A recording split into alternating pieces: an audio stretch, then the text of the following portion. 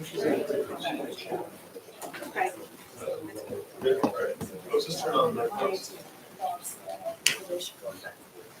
In accordance with Section 5 of the Open Public Meetings Act, Chapter 231, Public Law 1975, be advised that the notice of this meeting was made by the posting of bulletin board, town hall, mailing to the official designated newspapers, a list of the meeting dates annually, indicating that this meeting will take place at Town Hall at 7 p.m. on July 15th. Joseph Colvin. Present. John D. Hartnett. Here. Amy Lawrence. Here.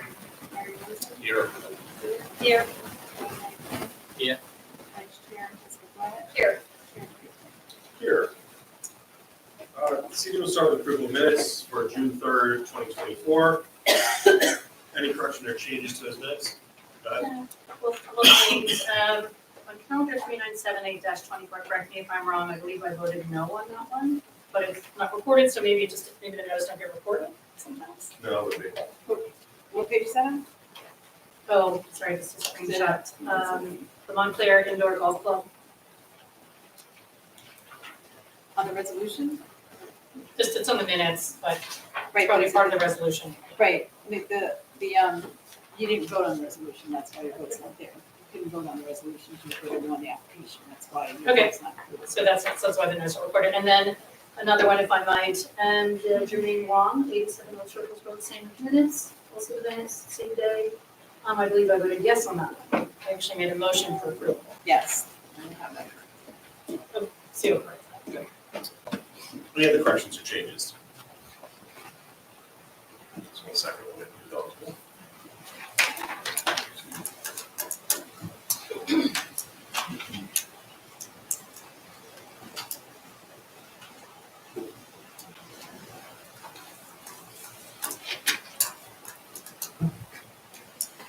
Result of the Joseph, Shonjo, Amy, Gary, Regina, Craig. I have a motion on this minutes. as amended, I recommend motion for approval. Thank you for a second. Second. All those in favor? Aye. Anyone opposed? Next up, we have memorialization for calendar 399024, submitted for the 24 Drive, Short Hills. Any corrections or changes? These are all cool with that. Joseph Colvin, Shonjo, Gary.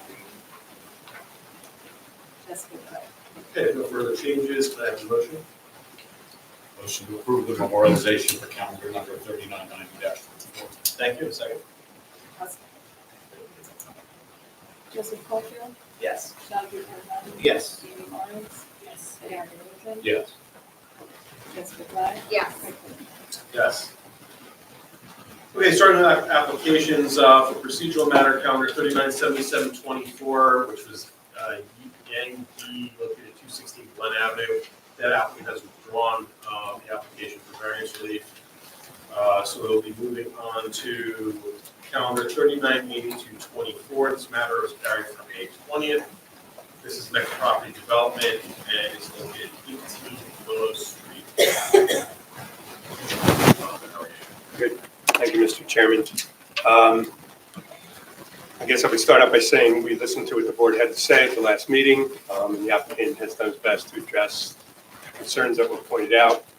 In addition, we brought a licensed architect as requested, just so you understand the relationship.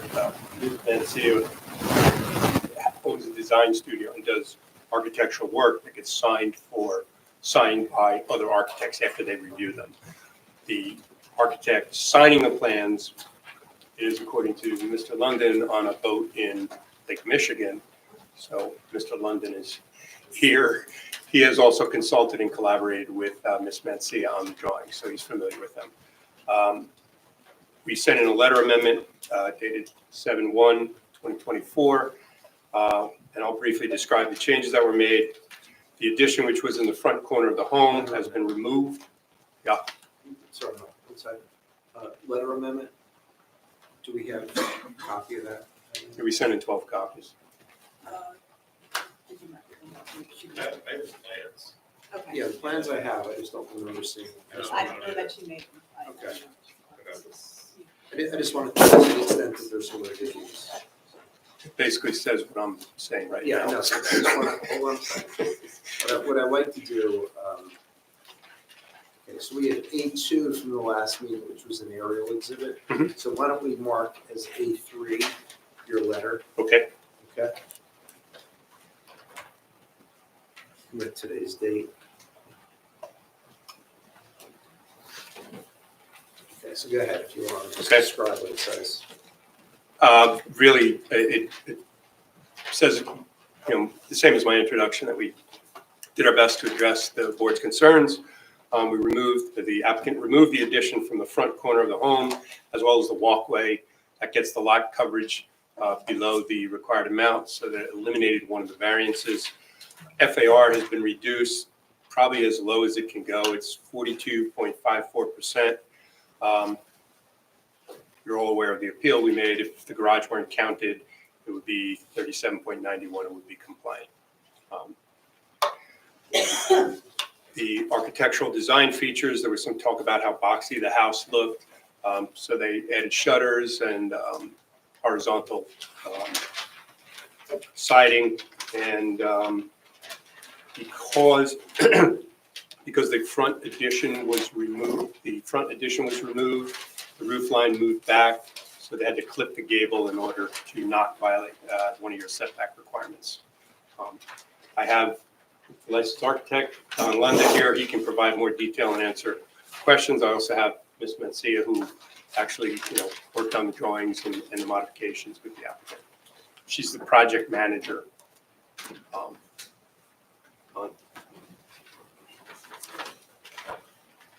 Thanks. Okay. If you would just raise your right hand. Sure. Do you swear from testimony you're about to give in tonight's proceeding be the truth, whole truth, and nothing but the truth?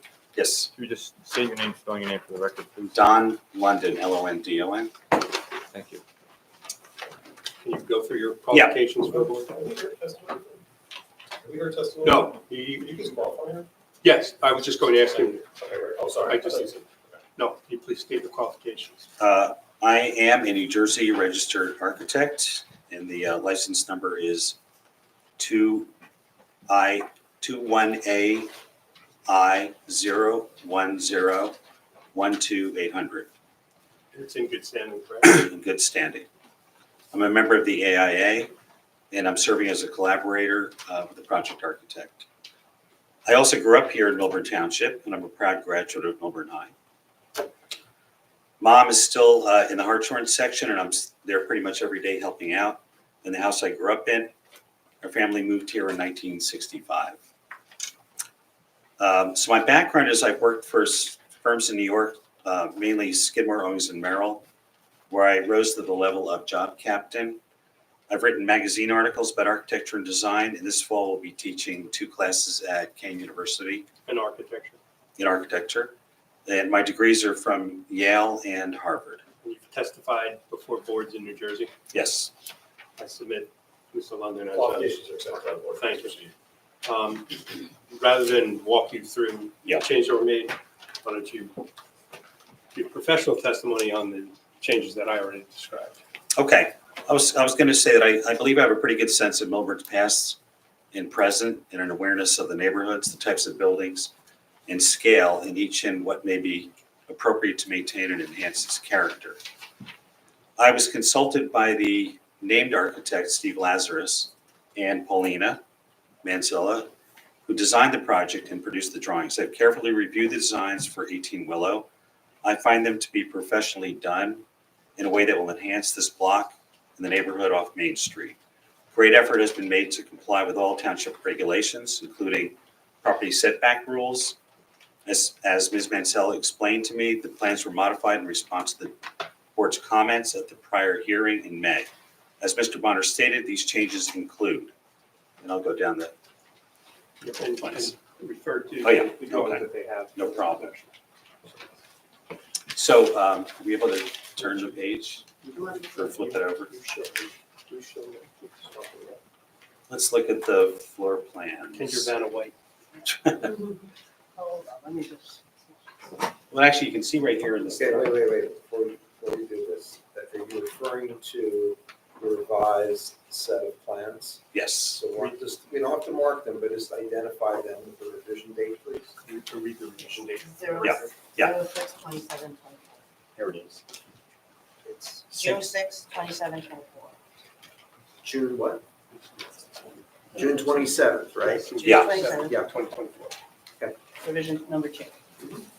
So you can see by a quick look at the plot plan, site plan, that that addition from the front side has been removed, As well as the walkway, correct? as well as the walkway.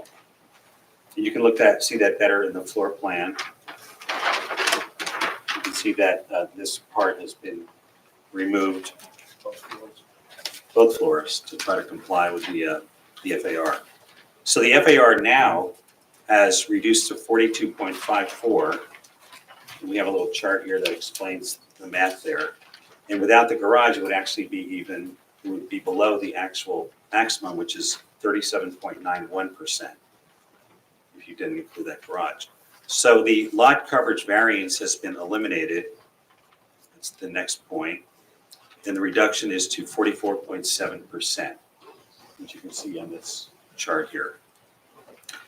And then finally, if you flip to the elevations, we can see that the architectural design features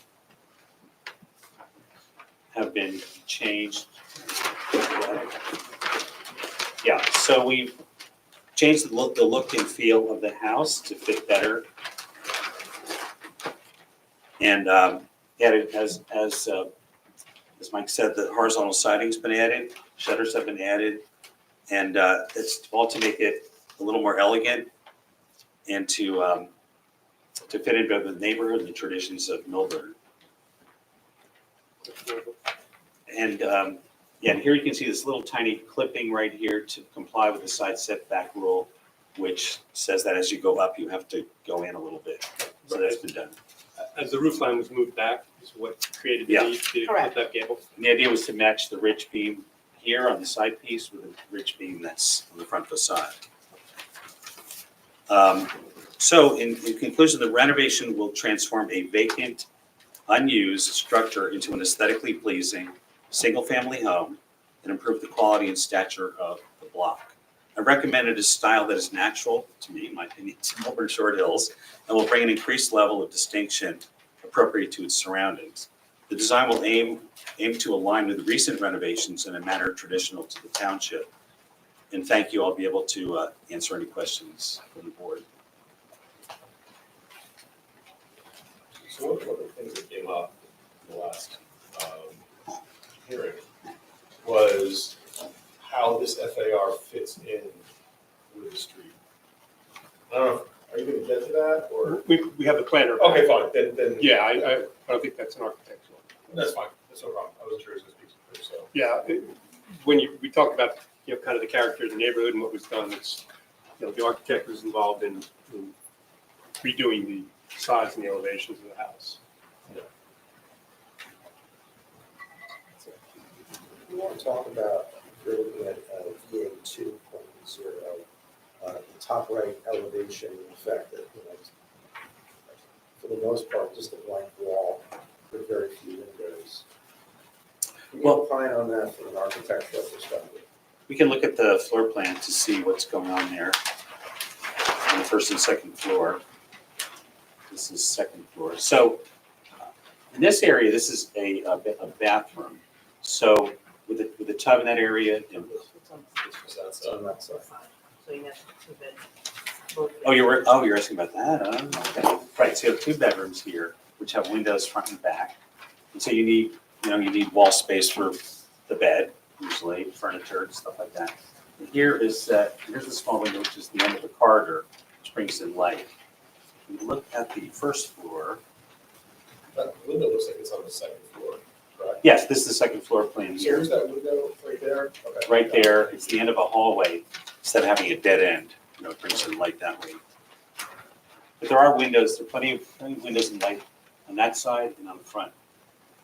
Let me just ask them a question regarding Yeah. the view Yes, of that facade of the home from the adjacent property. well, it's pretty close, right? The neighboring house is pretty close by. driveway. You have a driveway in there. Yeah. Driveway. Yeah. Is there any way to add some fenestration, as you come down to that street, approaching Main Street? Yeah. Okay, we're gonna see a pretty stark big wall, since that house is prominent on that lot. Well, I think if you look at A2, you can get a sense of A2 was this overhead shot. That was the last time. You kind of get a sense that it would only look out over the driveway in the neighbor's house. Right, my point is when you drive down that street, because it is such a common home on that piece of property, it's going to be very obvious. I mean, the problem is you have pretty small, this is a really tight space, you have pretty small bedrooms. And if you look closely, for example, this one, you know, it's like 9 by 10. And you have 2 large windows on this side in the backyard. And, What's the second floor? We have on the first floor.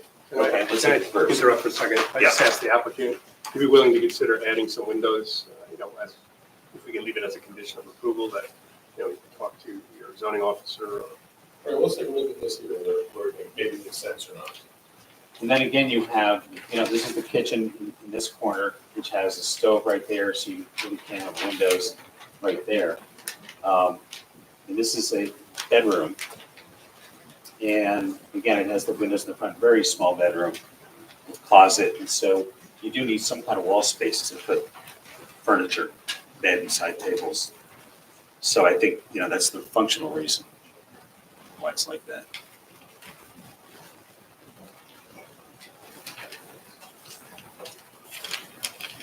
Any other questions?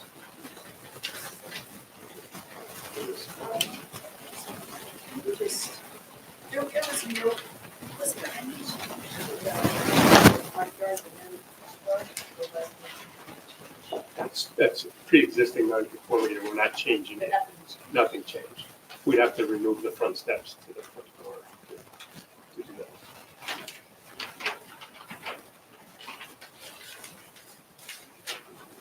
Any other questions? Go back to you guys. Sir. Thank you. See? Okay, thank you.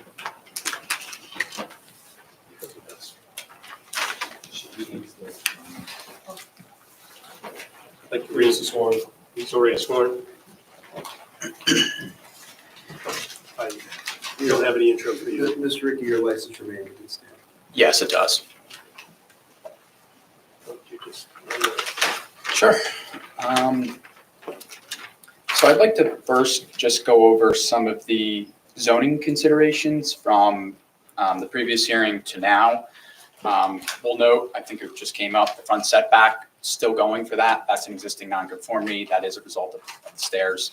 But important thing to note, I'll reiterate just for the record, that building's not moving any farther forward. That front yard still remains. With regards to building coverage, we were never seeking a variance for it, but we did reduce it.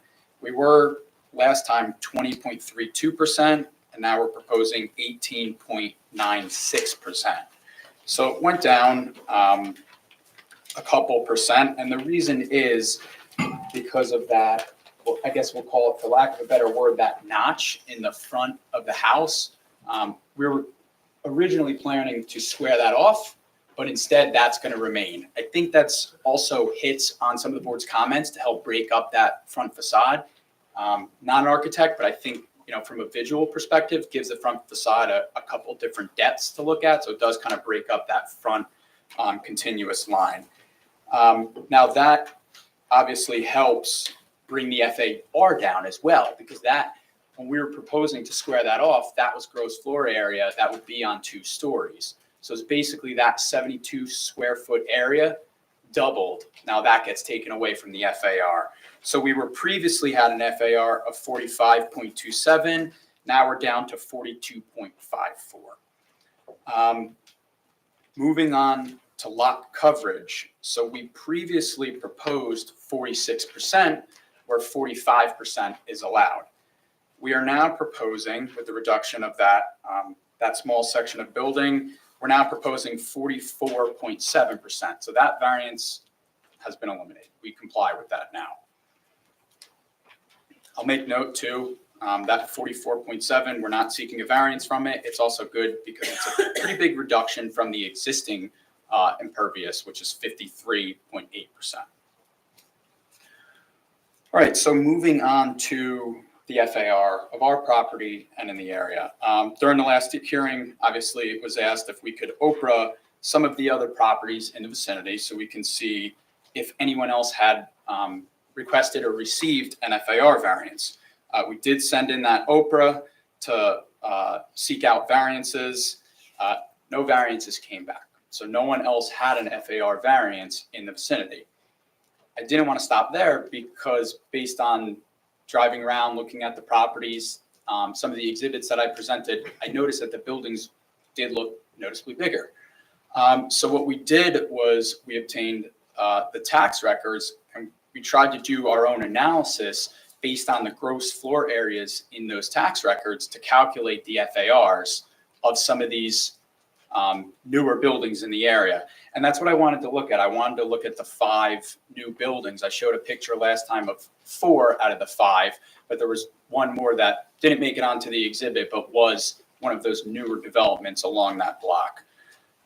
So what we found when we averaged those FARs in the area for those 5 newest buildings, the average was approximately 42%. Once again, that was based on the tax records that we were able to obtain. So those FARs ranged from 39 up to 45%. Noticeably 39, 40, 41, 45, and 45. So the question is, Those what are fairly recent properties. they are. So, and you're saying that your Oprah request, I think I'm sitting on this board, I mean, Jessica has too. And those three properties haven't been in front of us. No.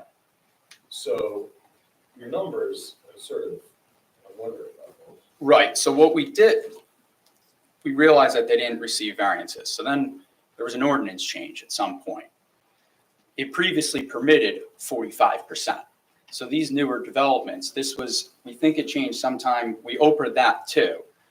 And what we found was it was changed sometime between 2015 and 2017 from 45% down to 38%. So those properties were able to utilize that 45% FAR, and that's basically what you see in the area from those newest 5 developments. And once again, we averaged those in the area. That was the new development trend. We had 42%. I think we're proposing now 42.5%. So we are on par with some of that recent development trend that you do see in the area. I would still say that if we were looking at this from an aesthetic standpoint, we do still fit into that neighborhood character with some of the developments that are out there. I will make note, our lot size is much smaller than some of those recent developments.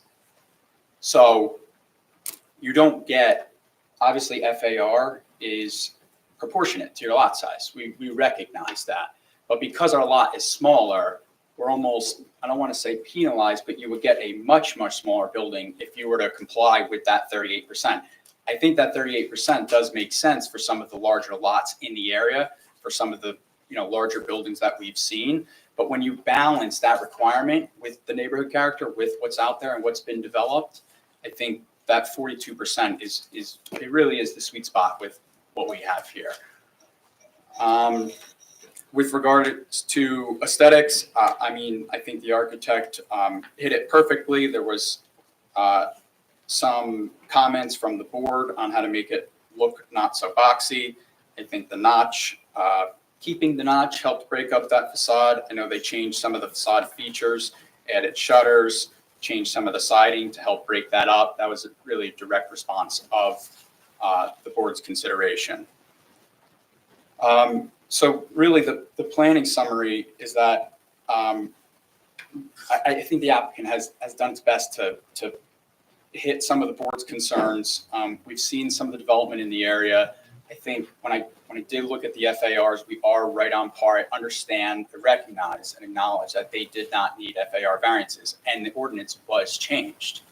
But I will say those are larger properties in the area. So when you balance our property size with the aesthetics and character of the neighborhood, I think that the 42% is an appropriate FAR for this property. I think, once again, with the zoning from last time, everything has been reduced and or eliminated, impervious coverage specifically. I know that's a big one. I think the aesthetics of the property itself would be significantly improved. And I think it would also benefit the neighborhood because you would basically improve and construct or put a nice addition on this property. I think it would help the neighborhood. And that's my planning conclusions. Just one question, fully acknowledging that we lost the appeal on the detached garage. With respect to the 5 new houses built, they all have built-in garages, correct? Correct. And garages aren't counted if they're built in. That's correct. So on grade they are, only the below grade. It's only from the base.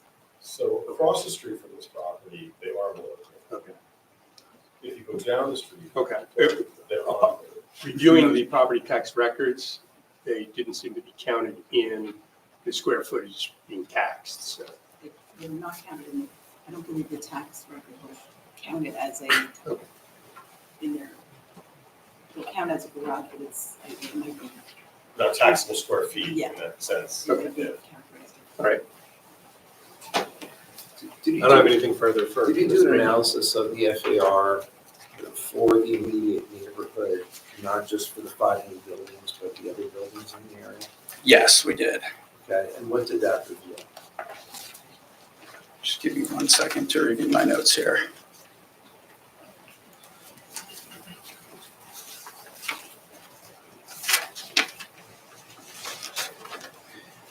I mean, we looked at 19 properties and you get varying results.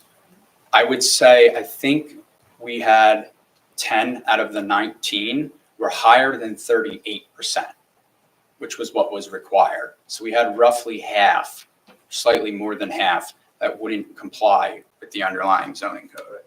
Some of them were the older homes on much smaller lots. That is correct. So across the street from this house, I was standing there today, it was kind of interesting. I was looking at this house. And the one directly across the street, it seems, was getting a fence put around it to be demoed. 27. 27, okay? And I don't, okay, thanks for the address. Catty corner, not directly It's across, not quite directly, Okay, yeah. okay, probably that one. Probably to the, because there's a new one directly across. right, so Yeah. it would be slightly to the left. Right. What size lot does that show? I didn't really look at it, but I was just trying to figure out what 27 is relative to yours. That 7,456 square feet, All right, so that is. about 1.5 times Yeah, the size. It is quite a bit larger. Yeah. I mean, In terms most, of that neighborhood. yeah, most were. I mean, most are in that. There's a few that are the same size, but most at minimum are 7,000. And a lot of the larger lots are anywhere from 10 to 12,000 square feet. So more than double.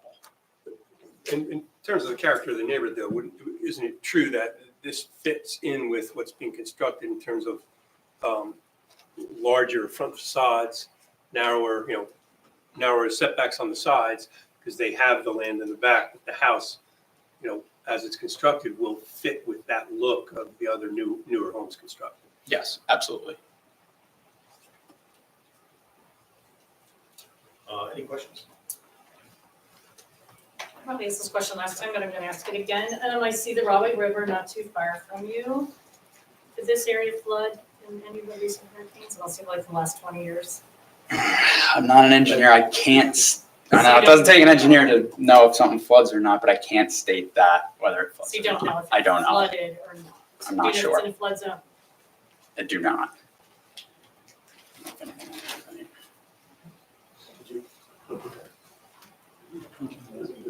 Quick question about the power lines. Are they gonna be buried? I've never seen such a nasty awful hole in front of this house. You should see my house. Yeah. At this time, the power lines are not proposed to be buried. I mean, it's not necessary, I was just wondering, because it's just the way they come into that. Yeah, I think you have to bury I don't know if you would do one property's power lines. I think you would have to probably do the whole street. No, I'm saying the access just to that house, because right now they come across so low to the actual. Oh, you're saying like the Add connections, physical the access, connections right. in? I mean, you don't have to, I just wondering if that's something that was gonna be done. I'm assuming they'll be in a different location anyway, when they move to this house. Probably. But yeah, I'm not sure. Any other questions?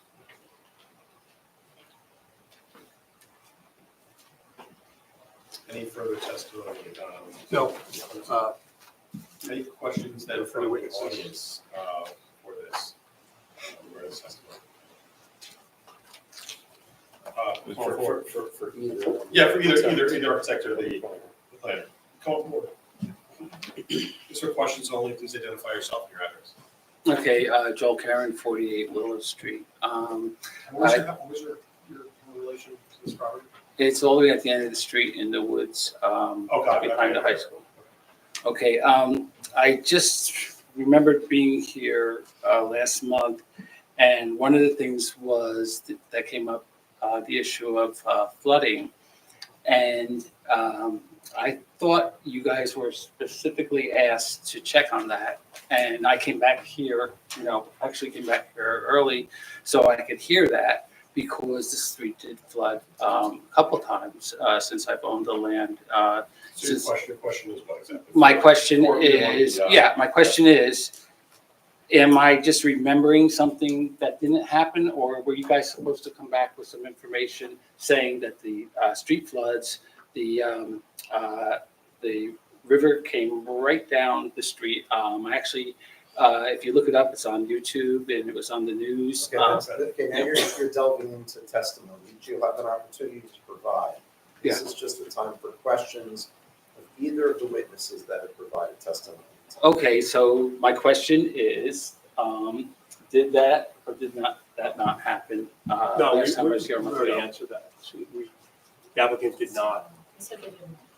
They didn't know last week? Yeah, but I'm saying, No, weren't they they didn't look it supposed up. I to just asked a come question. back a month later and find that out? That was the question. Okay, all right. So the answer is that whether they were asked or not, they have not provided that information. I did not notice, Yeah, no, I thought that was. I did their not job. note that we were going to look into that. Any other questions for either one of the professionals? I'll throw it back to you. Do you have anything else? I do not. Okay. Then this is time for public comment. If anyone has any comments they'd like to make regarding this application, please feel free to come forward. Then I will close the public portion of this application. Board members, your thoughts?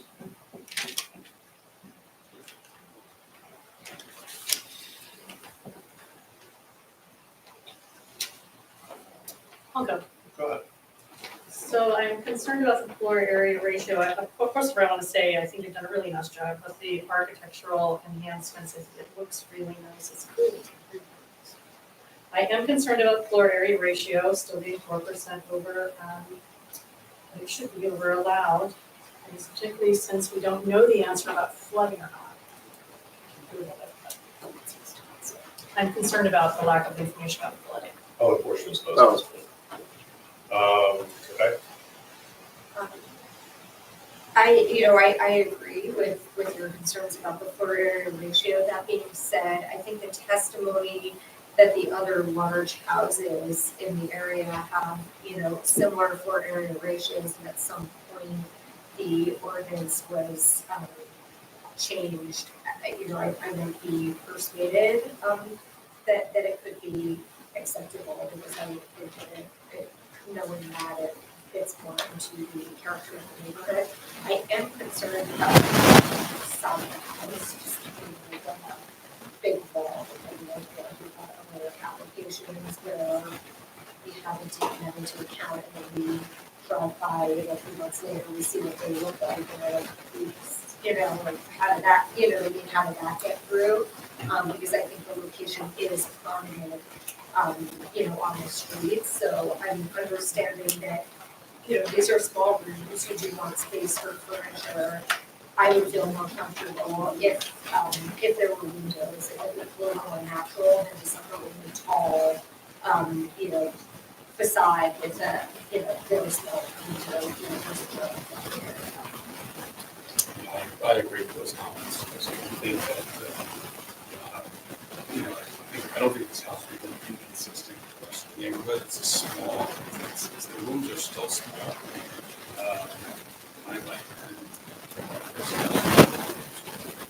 I was gonna say, I'm comfortable with the way they are. And I also agree that having a sort of stark wall with one small window in a hallway, I think just isn't going to So I think the applicant is counsel that they would be willing to put something in, but I think that, to me, that would have to be done, but otherwise, I think it's. I would agree with the comments that have been stated so far. First, the home has a detached garage. And one of the things about the actual massing of this house is that, yes, it's over an FAR, and since that garage is included, it's not actually the massing of the house, where you can say that it's just, the garage is attached, we then round up its massing. I think it would be a little overwhelming, since that portion of the actual square footage is pushed to the back of the property. I don't think it would make this house too overwhelming on the street, because it does have a very, very shallow setback. I also think that, as silly as this sounds, the current view of the home is actually out of character. I think the new look of the home is actually more in character with the street. As the street has evolved over the last probably decade or so, this 1.5 story look really has gone away. So now, having something a little bit more up to date, adds to the streetscape. I also agree with my fellow colleagues here regarding that side wall with how stark it looks. I don't think that's in keeping with the look of the neighborhood. Far be it from me to just tell you how many windows should be put in or where they should put in, but I think there should be some balance added to that side of the home. And so I will take up the offer regarding adding some windows. Right, just, No motion to open the hearing to the public. So moved. A second. All those in favor? Aye. Go ahead.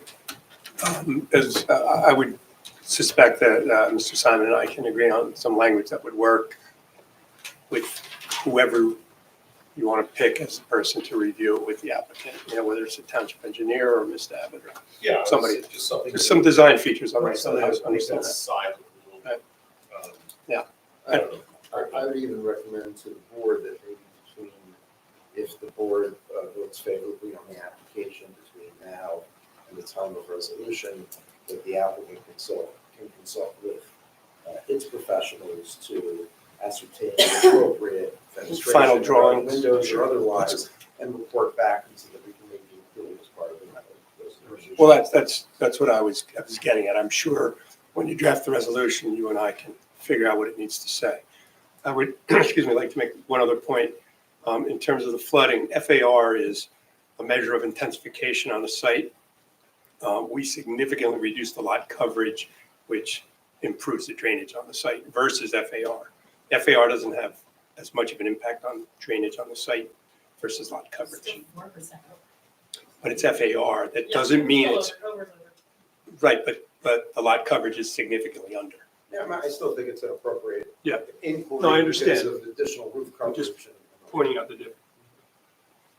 Then I'll close the public portion. Thank you. Sure. Any further comment? I just wanted to say that you made the comment that the ordinance was reduced in relation to the 42% that was mentioned before because the ordinance came down, which is why some of the houses that were there may look bigger, but now we know the ordinance reduced it, and it may, we can only speculate why, but one of them may be because they thought houses were getting too big for the characters of the neighborhood, so I would not support this. Just to remind the board, to that point, that because it's an FAR variance, it requires 5 affirmative votes for approval. That being said, do I have a motion in this case? That's all of it. Yes, It's well, for- yeah, I mean, it wasn't pre-existing. So we're looking out. Let's break them out. Okay, so regarding first the D variance for floor area ratio, do I have a motion on that? What we saw? I'll make the motion to approve. I have a second. Second? Joseph Caulfield, Yes. Chandra Harjani, Yes. Amy Lawrence. Yes. Gary Rosen. Yes. Regina Truitt, No, Jessica Glad, Yes. Craig Knight. Yes, and then for the, I think last, full variance. Do I have, no, she's, I think, for setback. I'll start with that. Do I have a motion for that? And I'm sorry, we're gonna have something in. Oh, yes, to let's- read. Correct, and with the condition that we strike an agreement that Mr. Sun were regarding the fenestration on that western facing wall. Is it western facing? Was that? It's western. On the driveway side. Was that? Driveway side. Western facing, yeah. Do I have a vote? So moved. Have a second? Second. Joseph Caulfield, Yes. Sean Pierre. Yes. Amy Martin, Yes. Gary Rosen. Yes. Regina Truitt, Yes. Jessica Black, Yes. Craig Petrie. Yes. Good luck with the project. Thank you.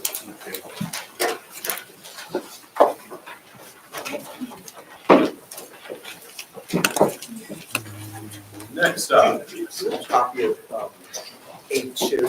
If I recall correctly, it was just an aerial, and I don't think there were copies for the board.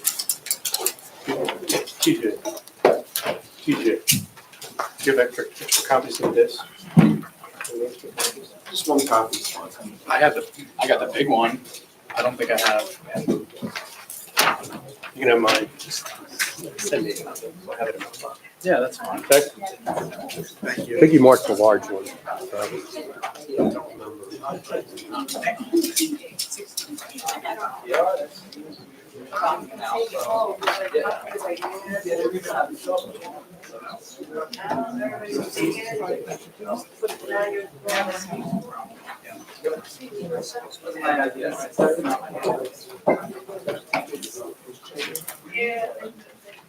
Thank you so much.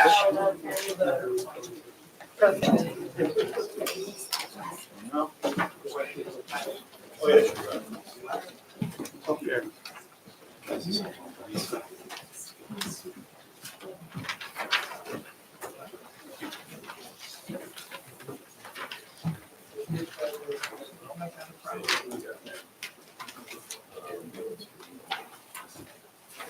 Is this 102?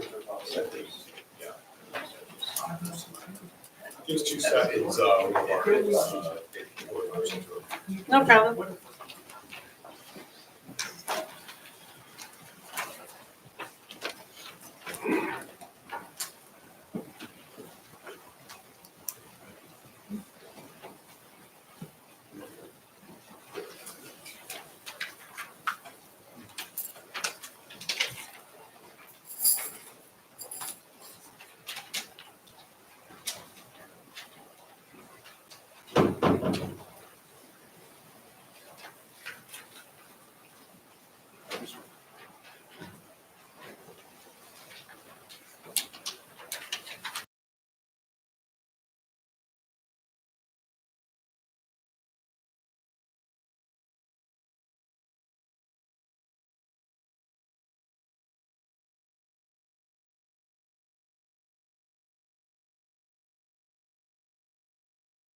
For 398024, 102 Cypress, and Cartiagi.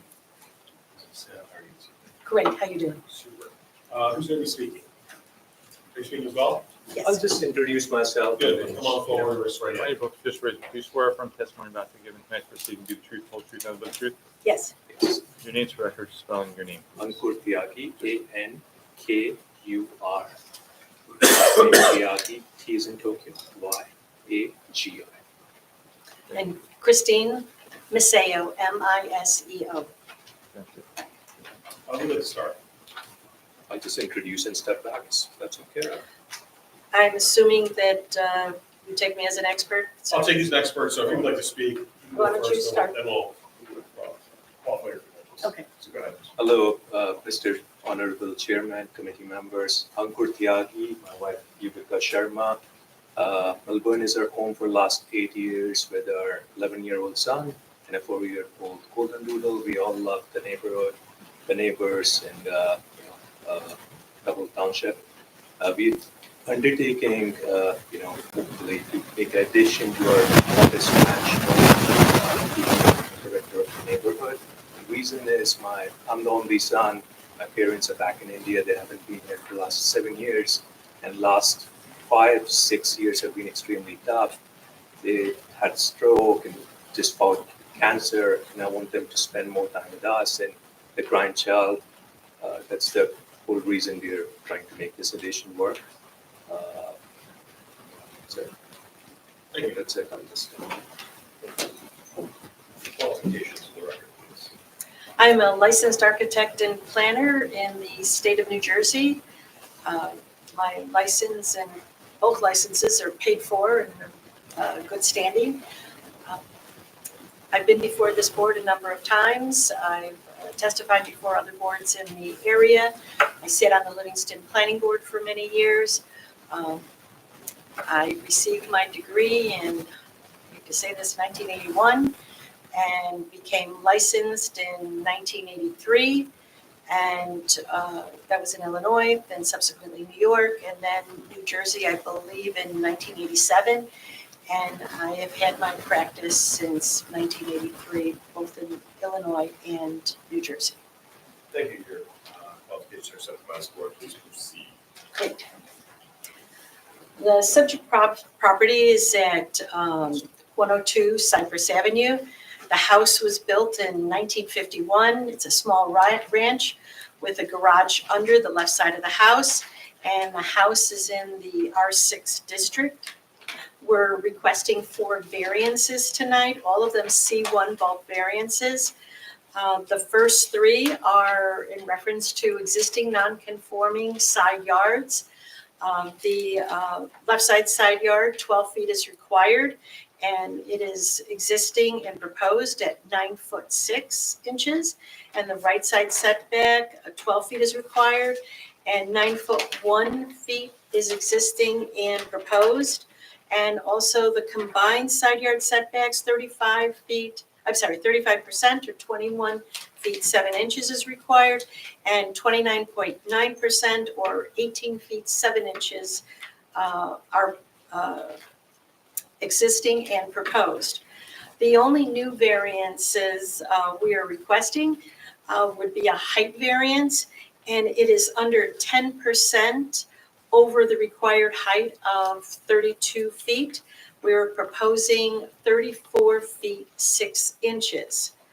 The house, as I had stated, is an existing non-conforming structure, and it is our intent to build along the existing walls, the side yard walls. It makes the structure a little bit stronger to be on existing bearing walls. And for the design that we proposed, we feel it would look prettier. It's also a little bit less costly construction because then I don't have to reinforce the existing floor and ceiling joists, of which an inset side yard would be. And because we are building along the existing side walls of the house, it does kick in our side yard variances and also our combined yard variances. The house is also on a sloping lot that not only slopes right to left, but front to back, which makes conforming even more difficult. The right side of the house from grade to ridge is 28 feet 3 inches, which is well below the 32 feet. Unfortunately, the left side of the house, because of the garage under and the slope of the lot is 36 feet 10 inches. The average height of this house, because of the topography going in all different directions, is 34 feet 6 inches, 2 feet higher than the 32 feet required in the zone. We've tried to keep the height of the house at a minimum. The main roof is only a 6.5, 12 pitch. And the front gables, sorry, didn't refer to this page to begin with. So you can see what's Christine, going on. you're referring to the plans that have been submitted as part of this application. Correct. Correct. And this Can would you be just provide the page date of the plans, please? page A1, and the date is 6/24/14 is the latest revision date. And even the gables that have the higher pitches, because much of the newer homes today, they're not really low 6/12 pitches. I lowered the plate heights to 6 feet, so then it would not go above the new ridge and add a D variance too. So it's really just a bulk variance with the little bit that we're adding.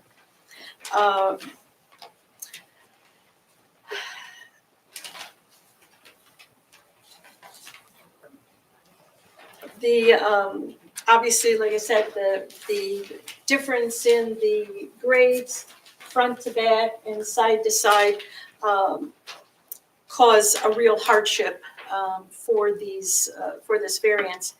The 2018 master plan looks to promote a character of the township as small suburban area of high-quality residential houses.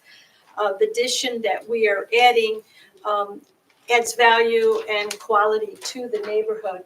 If you go back to the picture of the house on SP1, which I believe also has a revision date of 6/24/14, this is the subject property, and as you can see, it's a very small ranch, where the house to the right is a fairly modern house, well, quasi-modern. I imagine it was built in the 80s by the style, and it has high roof lines and towers over this house quite a bit.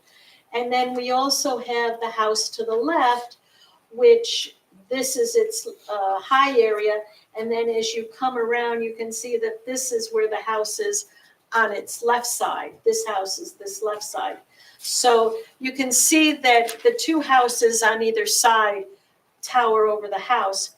Most of the houses in the neighborhood are two-story houses. There's a few scattered one-story houses, like 102 Cypress, which is the subject property, 98 Cypress, which is a couple houses down, and then also 99 Cypress, which is across the street and over a little bit, sort of kitty corner. I understand from a local realtor that house now is under contract, so and it's older and needs renovation inside. So I would imagine they would probably do some major renovations, probably similar to add a second story or whatnot to that house too. So this house becoming a two-story house fits in very well to the neighborhood, because as I said, most of the houses in the neighborhood are two stories, whether they're much older, like some of them across the street and next door, or just or new remodels. This building project, I believe, would advance a number of the goals of the land use law. It would bring the house up to current day standards and would allow for modern amenities and allow the owner and his parents to age in place, because we did keep a first floor bedroom suite. We also feel that it promotes a desirable visual environment for the neighborhood. And I don't think there would be any substantial detriment because the house would be an attractive addition to the neighborhood. I think this variance could be granted without causing substantial detriment to the public good, and granting the variance would not substantially impair the intent and purpose of the land use ordinance or plan. I can go over the changes that we're looking to do very quickly for you. As you can see, this is from the side elevation, that this is where the house, A1 again, I'm sorry. Yes, we're A1. And you can see where the existing house, the heights of the existing house, and then this comes across here too. There's, this back room is existing. We're not changing the footprint of the existing house, so this is on top of the existing. The only area that we are changing the footprint a little bit is we're popping out the front entry a few feet, because right now the entry is very, very tiny. The house ends right here, so there is only a 4-foot entry when you come into the door. And so what we're doing is we're popping out the front, and this is A2, and this is 6/24/14 date also. And we're adding a small front porch. So the entry is going to be a roughly 8 by 8 entry, which is not a huge entry, but it beat a 4x8 entry. And that's really the main thing that we're doing on the first floor. We're doing really nothing to the lower level. As you can see, we've got the garage under, a basement mechanical room, and a small office in the basement.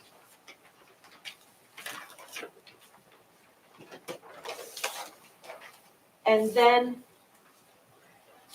what we're adding is 2 bedrooms, a master bedroom suite, a study loft that's open to the stairwell and below, and a bedroom.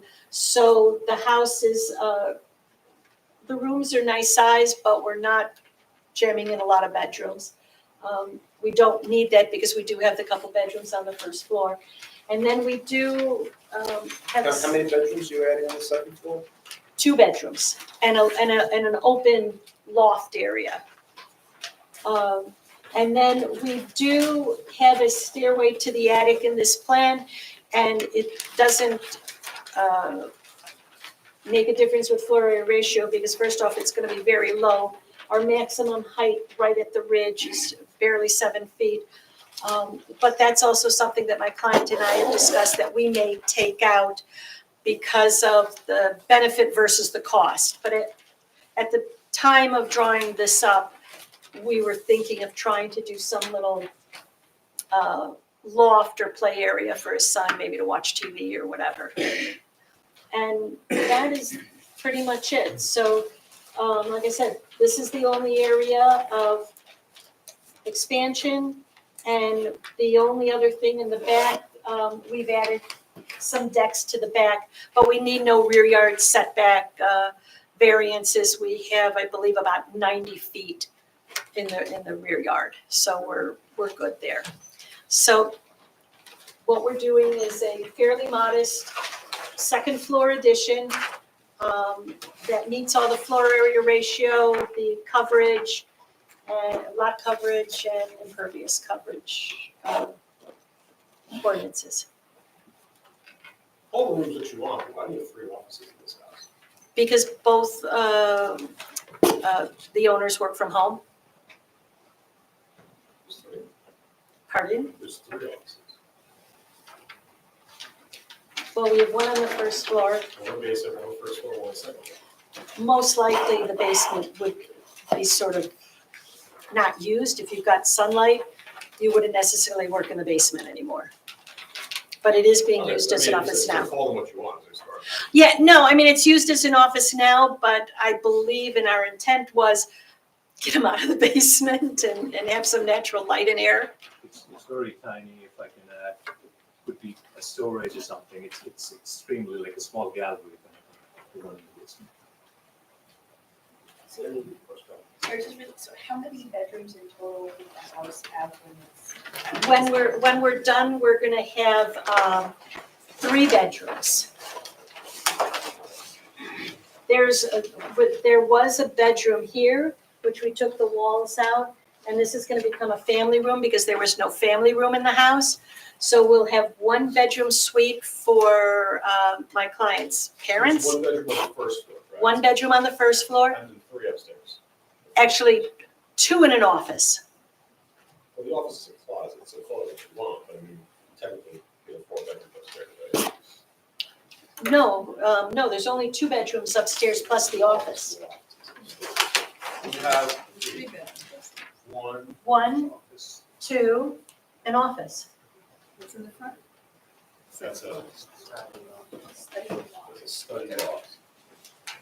Yeah, that's open. That's just a loft that'll be probably a TV room, video games for a son. And there's no walls there. We're looking at it from a perspective of not only your use, but the next. Somebody use. can make it 3 bedrooms upstairs.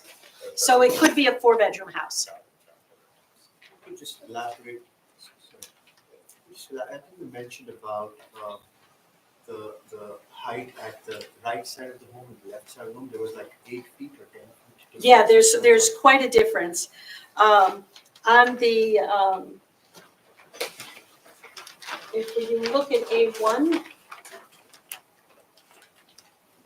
on the left side of the house, the ridge to ground is 28.3, And then ridge to ground on the garage side is 3610. So it is almost 8.5 feet. And you mentioned that front to back also Right. slopes, so is there a number to that or? Well, we're starting here at 28, and then in the rear, I have 34.7. And how would that roof line compare to 100 and 104?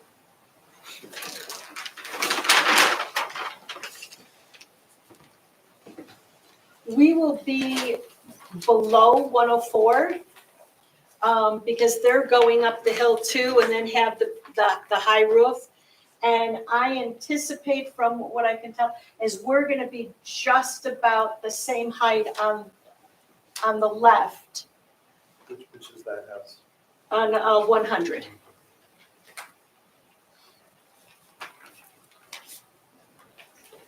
So the decks in the rear, how far are they off the house? 'Cause I'm having a hard time figuring that out on the plans. Some of them, the ones coming across the middle are only 5 feet, Right.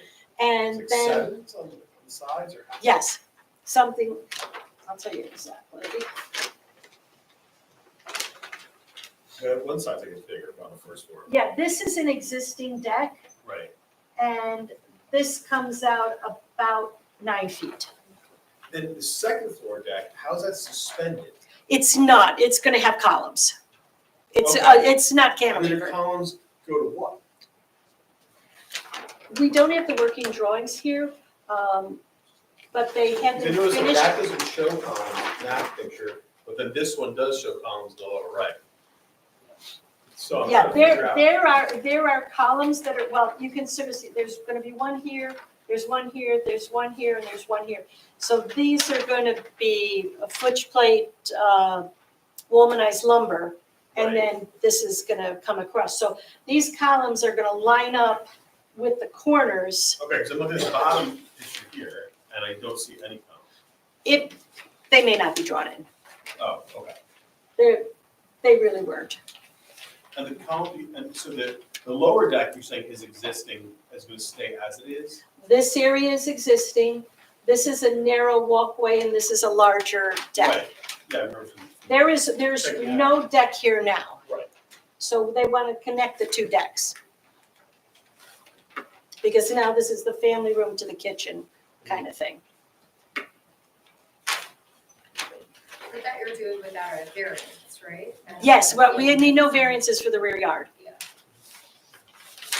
We have a lot I of just couldn't space. figure it, half of the pictures are floating and half it's with columns, so I couldn't figure it out. Yeah, I guess it shows it here, but not real well in the back.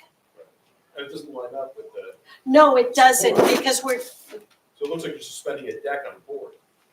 no, actually, I finished the working drawings already, and these all line up with columns below. Okay. Yeah. Because looking here, it doesn't, but that's interesting. Yeah, no, I'm not that creative with my engineering. That would hold anyway. So that- But no, like I said, I know it works because I've already done the working drawings for it. Oh, sure. You talked earlier in your testimony about maybe eliminating the stairs that are gonna go to the Attic. attic. Mm-hmm.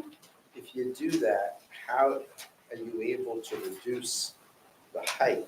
No, it doesn't impact the height. at Doesn't all impact the height. By getting rid of that stair area. No, in fact, that's why we're sort of thinking about it. We're only gonna have barely 7 feet up there.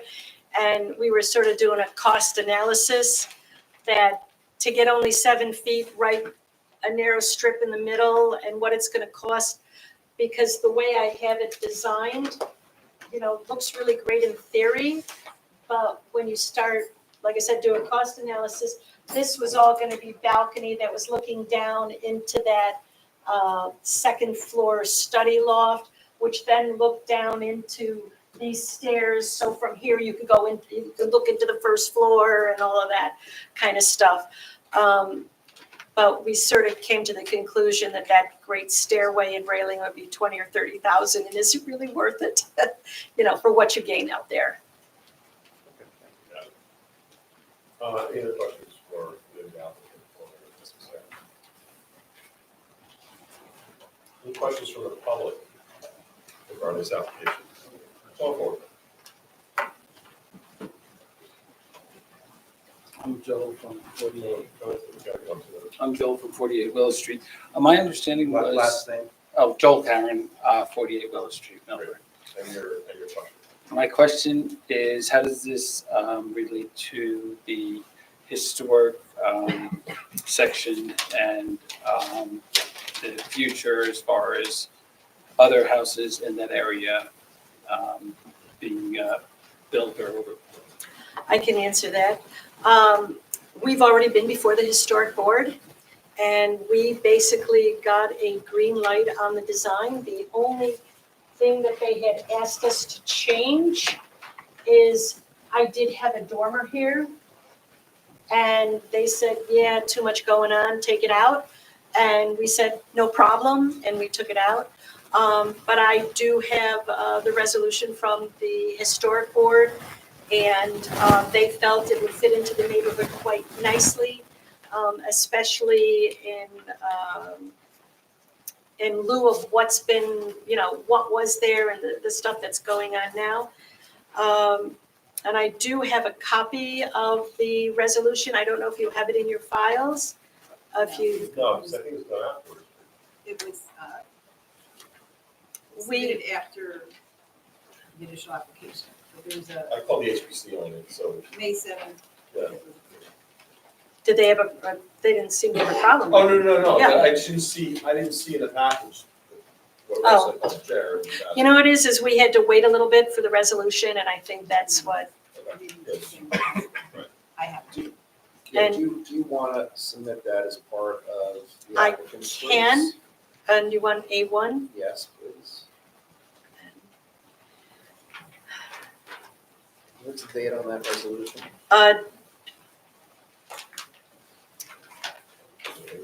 Third date? May 7th. May 7th. Oh, wait a second. The date of the. Oh, you know what? I grabbed the wrong wait, do I have the other resolution? I grabbed the one from 2020. I had both resolutions in the file. So we'll have to submit it. We have. Okay, yeah, you know what, when you just said that, I said, no, this is December 7th, 2020. There was a previous application for the front steps and retaining wall. And that was constructed. Yes, And no relief was sought, correct? pardon? There's no relief sought on that one. No, not at all.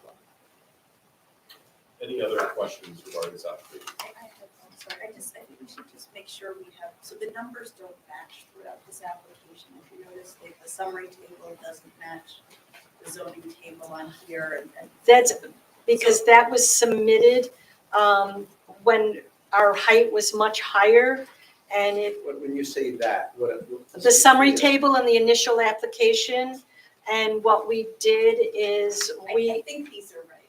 But Yes. I think we should just be sure. the ones, Yeah, which ones do you want? Or what are you looking for? we're looking for the ones that are dated 6/24. Right, 6/24/24 on your, Yeah. it would be SP1, correct? Correct. We had come in with a much larger addition before, and heights and everything, and what we decided was to make it smaller and not have to have as many variances. So we cut it down before you got to it. So the combined side yard height, right side, left side. Correct. Can I ask a question? Sorry, no, we're just public comment. So, there's decks and balconies all over this. Do the decks and sides affect your side yard or any of your setbacks related to side yards? Well, they're one story, so no, I don't believe so, because one story is an 8-foot side yard setback. So, and then so no, the answer is no, none of the balconies affect your side Correct. setbacks or any of your setback. Correct. requests. That's what I understand. Any other questions?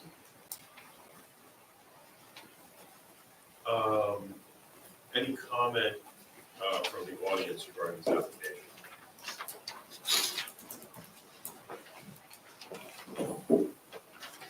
going to swear you in and your name.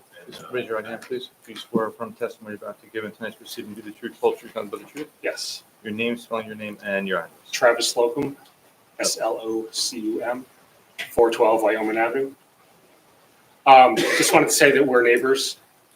Our properties adjoin directly in the backyards. Yep. I've reviewed the plans. I have no further comments. I think it will benefit the aesthetics of the neighborhood. We also live in a single-story ranch, probably going to be going through the same process in the next year, hopefully. So I have no further comments. I think it's all in all a good thing for the neighborhood. Thank you. Any other comments regarding this application? Go for it. This time we're going to swear you in. Do you swear affirm testimony you give in this proceeding be the truth, whole truth, nothing but the truth? Yes, Your name for the record and address. Joel Karen, And your address. Spell your last name, please. Karan, and it's 48 Willow. Go ahead. Great.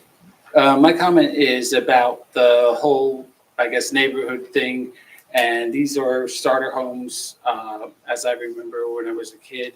And when somebody wanted to have a bigger home, they usually would move, not, alter the neighborhood and having other families or, generations moving in. And I've been here in the past asking about things that, the starting of things, doing it. And the neighbor just came up and said he wants to do it too. And then everybody wants to do it.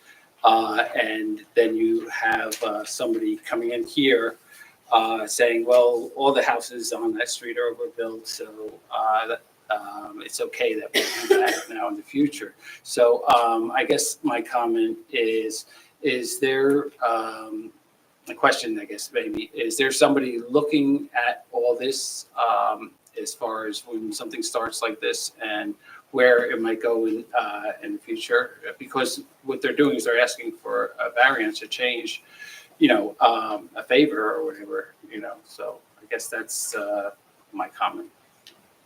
Thanks. Any other comments regarding this application? But I will close the public portion of this application. What are your thoughts? I'd start by just, taking into consideration what one of the neighbors just said. This, first of all, we as a board have to take each application on its own and not really think about, other applications that may come before us or have, come before us. But I think an important thing about this application is they're not asking for an FAR, they're not asking for lot coverage. They're asking for pretty modest things. So my concern when I look at this application isn't about overdevelopment, isn't about this house looking out of character for the neighborhood. I actually think that aesthetically, as well as being, the liaison to the HBC, this is going to fit in really nicely with the neighborhood. Give it, the house has, more character. It's going to have, more character. It will improve than the current house that's there. So I would be happy to support this application. I echo Jessica's comment. I think this is a very reasonable ask.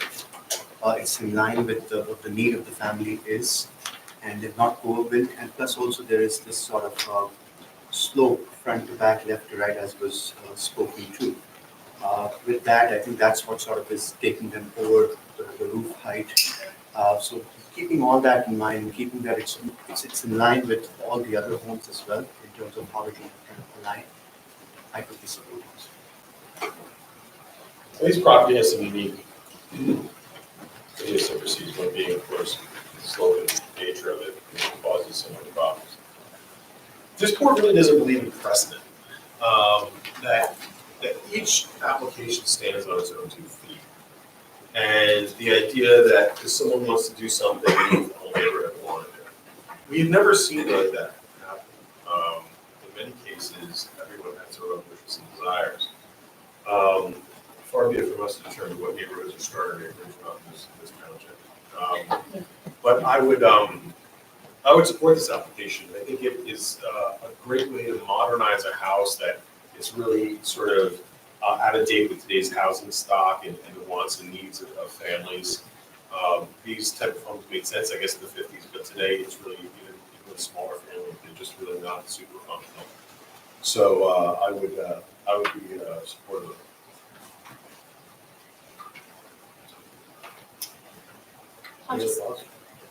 I'll just go quickly, I appreciate your comments, and I would say in this particular instance, it's a very modest ask, though I understand your comments about overdevelopment are concerning. I believe in this particular case, the aesthetics are greatly improved, the function is greatly improved, and it's such a very small ask. I appreciate the restraint used in making this plan, so I would support. Do I have a motion? I'll make a motion. Second that? Joseph Caulfield, Yes. Chandra Rajani, Yes. Amy Lawrence. Yes. Gary Rosen, Yes. Regina Truitt, Yes. Jessica Black, Yes. Rick Whitman. Yes, good luck with the project. Thank you so much for your time. Thank you. Next up, we have calendar 398823. 10 Forest Drive, Joanna and Brendan Cullen.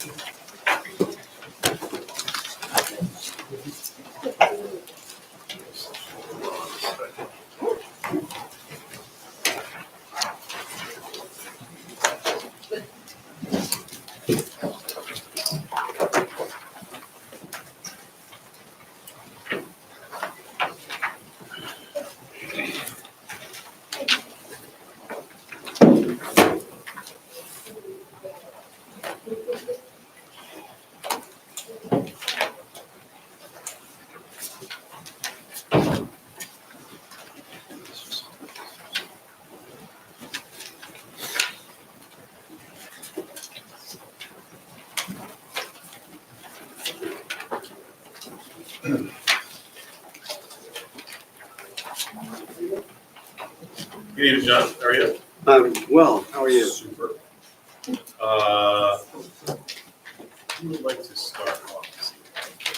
I think you guys might as well swear in all four of us. Let's do it. And Do you swear affirm testimony you're about to give in tonight's proceeding to the truth, whole truth, nothing but the truth? I do. Give your names for the record. Sorry. Richard Keller, Keller. John James. Brendan Culligan, CU-IGA. Zachary Goldstein. Thank you. Who would like to start? Brendan was going to start. Okay, good evening. So my wife, Jemana, and I have lived at 10 Forest since 2010. We currently have two teenage kids, a 18-year-old son and a 16-year-old daughter. And my wife has a business across the road, Paper Ribbon Wrap. And we've the house in 10 Forest, we love the house. We love the historic character and the neighborhood. And but one issue that we've had with the house is actually the lack of a functioning garage. And what I mean functioning, I mean we cannot actually fit any car of our 3 cars in the garage. We feel it's undersized and just really not that functional. So we engaged John James Architects to work with us to design a replacement that actually would be functional, a 3-car garage that could fit our cars. And the design has been approved by HPC, and actually the importance of being able to have a car inside a garage is actually brought home to us very directly last month. And my wife's car was stolen at 3 a.m. from outside our house. Fortunately, Millburn Police, we managed to track it and recover the car the next day, but we're very fortunate. But just to say, it would be nice to have the option of actually having our not have to park our cars on in the driveway. Thank you. Qualifications for the record. My name, Yeah, let's start. What's your name? Zachary Goldstein. And you're providing testimony in what discipline? Architecture. Yeah. So my name is Zachary Goldstein. I'm a principal at John James Architecture in Maplewood. I've been a licensed architect in New York since 2015 and in New Jersey since 2016. And I am a member of the AIA. My New Jersey license number is 20188, and my license is in good standing. Have you spoken before any boards? I've spoken before the Milburn Historic Board, but I've not spoken before the zoning board. Authorization yourself. There you go. You're on your way now. Thank you, appreciate This is it. it. So today we are showing drawings and testimony from the application submitted. 10 Forest Drive in Short Hills, AKA Hartshorn House number 39, is a designated structure in the Short Hills Park Historic District, and it is in the R4 zoning district. The house is located on a 0.57 acre corner lot at the intersection of Forest Drive and Park Place.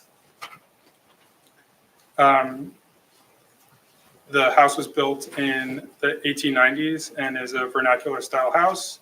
It is 2.5 stories tall, as you can see here. It is the existing kind of primary historic structure is 3 bays wide, with the full width of the house containing a front porch and a circular drive facing Forest Drive.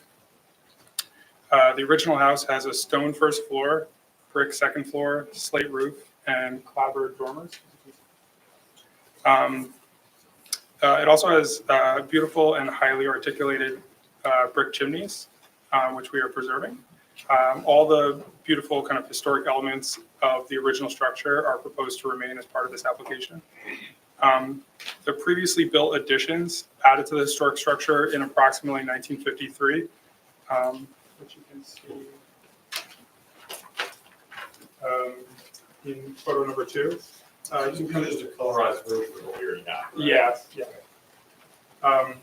You can kind of see the dividing line between the original historic structure and the additions that we think were in approximately 1952. We have a brick foundation and brick first floor, clapboard above that, and an asphalt roof for the roof throughout that kind of section of the house. The proposed work for our new additions, it involves replacing the existing non-functional approximately 17 by 17 foot garage with a new 3-car garage that's large enough so that the homeowner can park their 3 cars inside without having to leave them kind of out on the driveway in the right of way. The existing garage is simply not large enough to fit a car.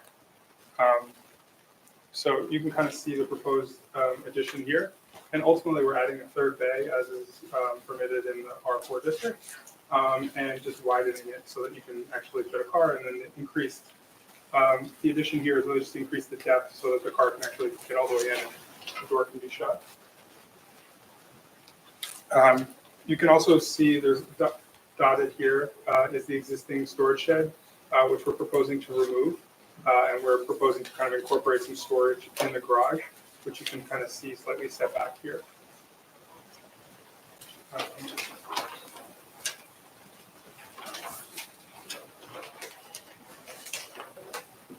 So this is the existing plan. And you can see the existing 2-car garage. It's approximately 17 by 17, which is just too small to actually get cars into. And then this is a kind of existing shed that's kind of built adjacent to the existing garage and which exists. And so what we're proposing is a larger 3-car garage that's wide enough that you can fit 3 cars and deep enough that they can fit in there. And then similar to the existing kind of shed that's at the side of the property or at the side of the garage, we're proposing like a similar kind of structure at the side of the garage for storage. And we're demolishing a storage shed that's closer to the street as part of the work. This is kind of the existing 2nd floor plan. And we're making, I would say, relatively minimal interior updates to that plan. adjusting bathrooms here, which is just interior work that isn't impacting zoning or the exterior, and doing some interior renovations. The primary kind of adjustment on the second floor is an attic space that results as a result of the gabled roofs of the proposed garage. And so we're just kind of using that as interior space. And then there's an existing attic, and we're really just proposing to just make interior renovations to the attic, but not changing it in a substantial way. Just kind of refinishing it. So can I interrupt just for 1 second, just get some clarification on the record? So the existing garage is 17 by 17.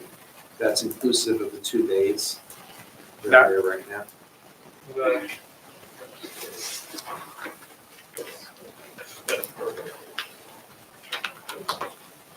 Yeah, so this area here is approximately 17 by 17.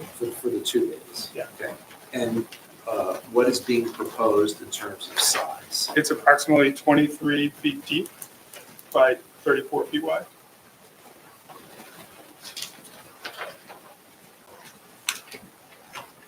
And that's for the 3 bays. Do you have a dimension for each one of the bays? I mean, Approximately. I guess it would just be 34 divided by 3, so that would be, I don't know. No, in other words, you know, when the car goes into each of the bays, what's going to be the size of that area? Do you know? I mean, it's really just one open space. Okay. And it's separated by, there's a double door on this side, which is kind of in keeping with the existing kind of bay that's there. And then we're just adding a third bay that's over on the side. So ultimately, there'll be one big garage door and one small garage door. So the one big garage door and the one small garage door is going to service the 3 bays. Exactly. It'll be like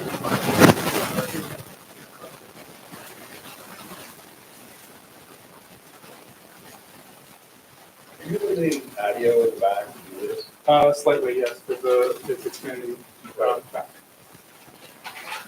And the fencing that's coming right now that goes over the garage, downstairs, that will Yeah, that's existing, we're not touching it. Right, where the shed is, you're saying you're removing. We're removing the shed with But the the fence. fencing is just- essentially is this.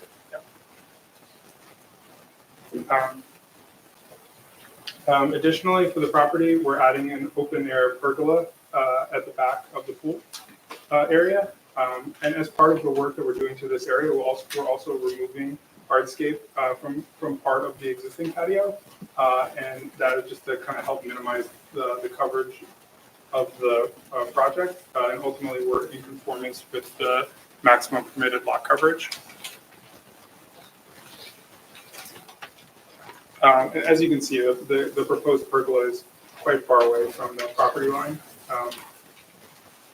So it shouldn't have a kind of much of a presence for the neighboring property.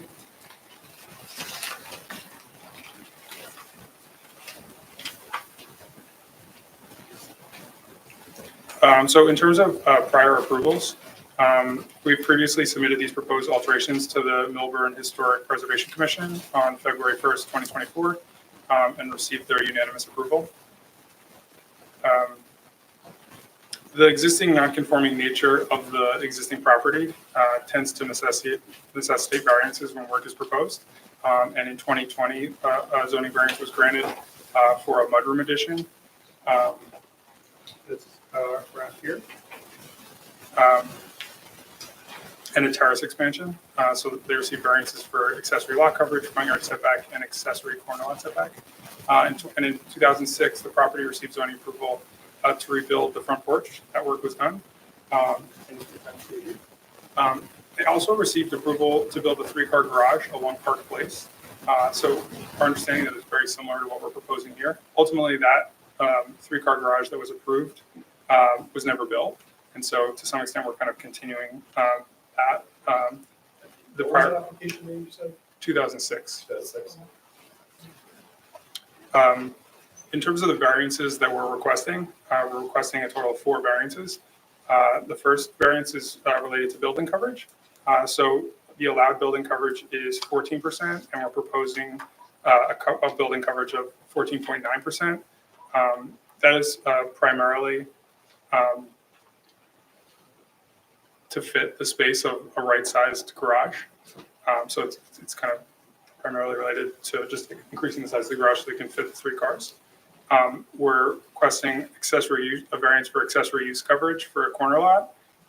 So for a corner lot in the R4 district, accessory use coverage is limited to 7%, which is considerably lower than the requirement for non-corner lots.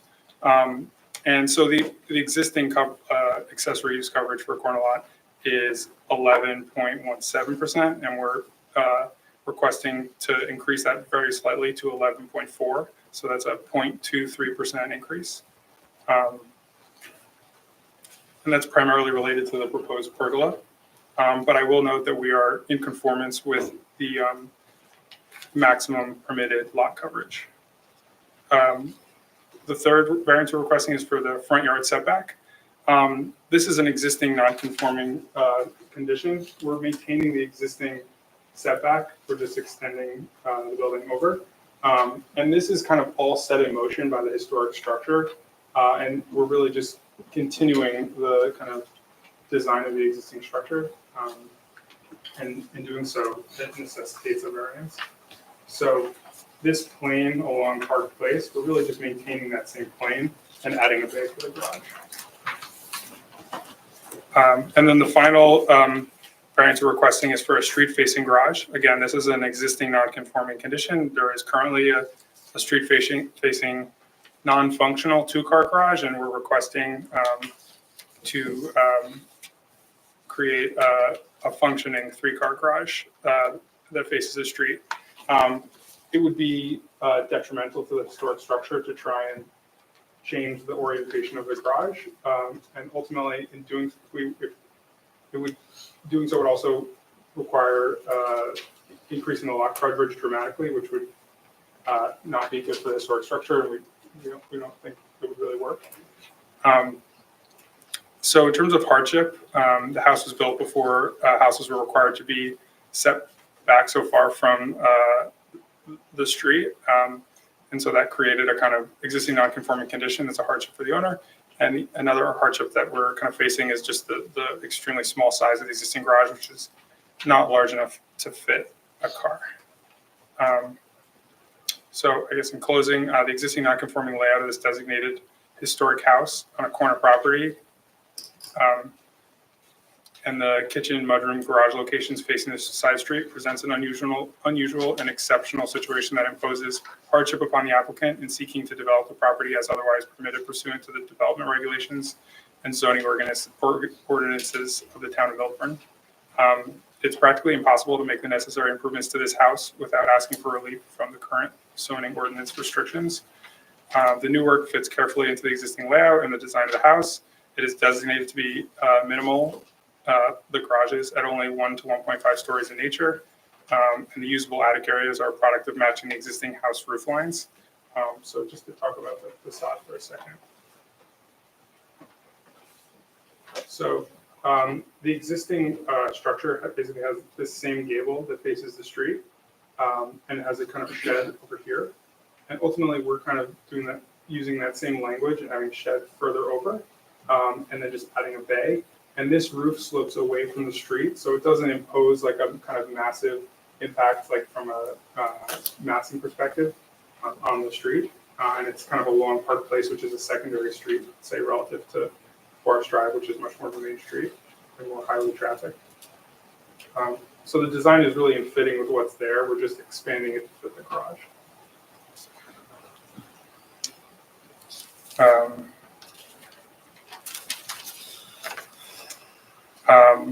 And so I guess as I mentioned before, the design and layout was unanimously approved by the Historic Preservation Commission at their meeting on February 1 in 2024. And for these reasons, and based upon the drawings submitted, we're requesting approval for the proposed variances. Thank you for your consideration.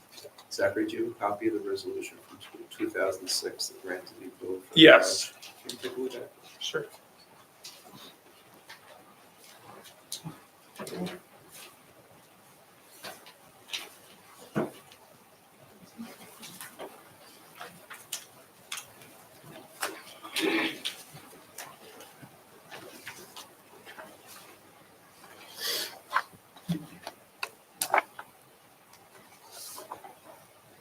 the bottom of the first page, you can see the mention of the 3-car garage.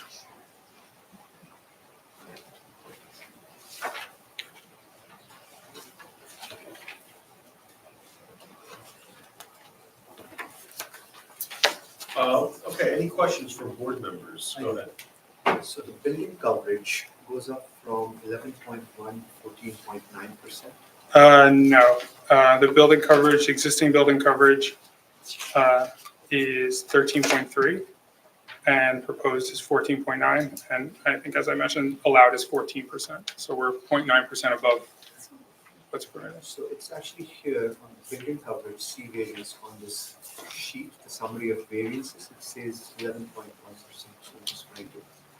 This is the same. The You have existing, 11.1 on both your Yeah. plan TO1 and also on your attachment E.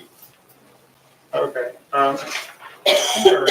Sorry, I think there might be a discrepancy between that shown on. Yeah. I can talk about there, my drawings show 13.3. And we did those calculations, so I can talk about that during my presentation.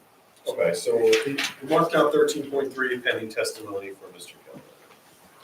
but that's the 3137 square feet, correct? In terms of the existing usage, the building coverage, 3137 square feet, or is that also incorrect? I think that's, I have 3334 square feet as the existing building coverage. And what is proposed? And what is proposed? Proposed is 3746. Oh, so that's correct, and 14%. Yep, Correct. yes.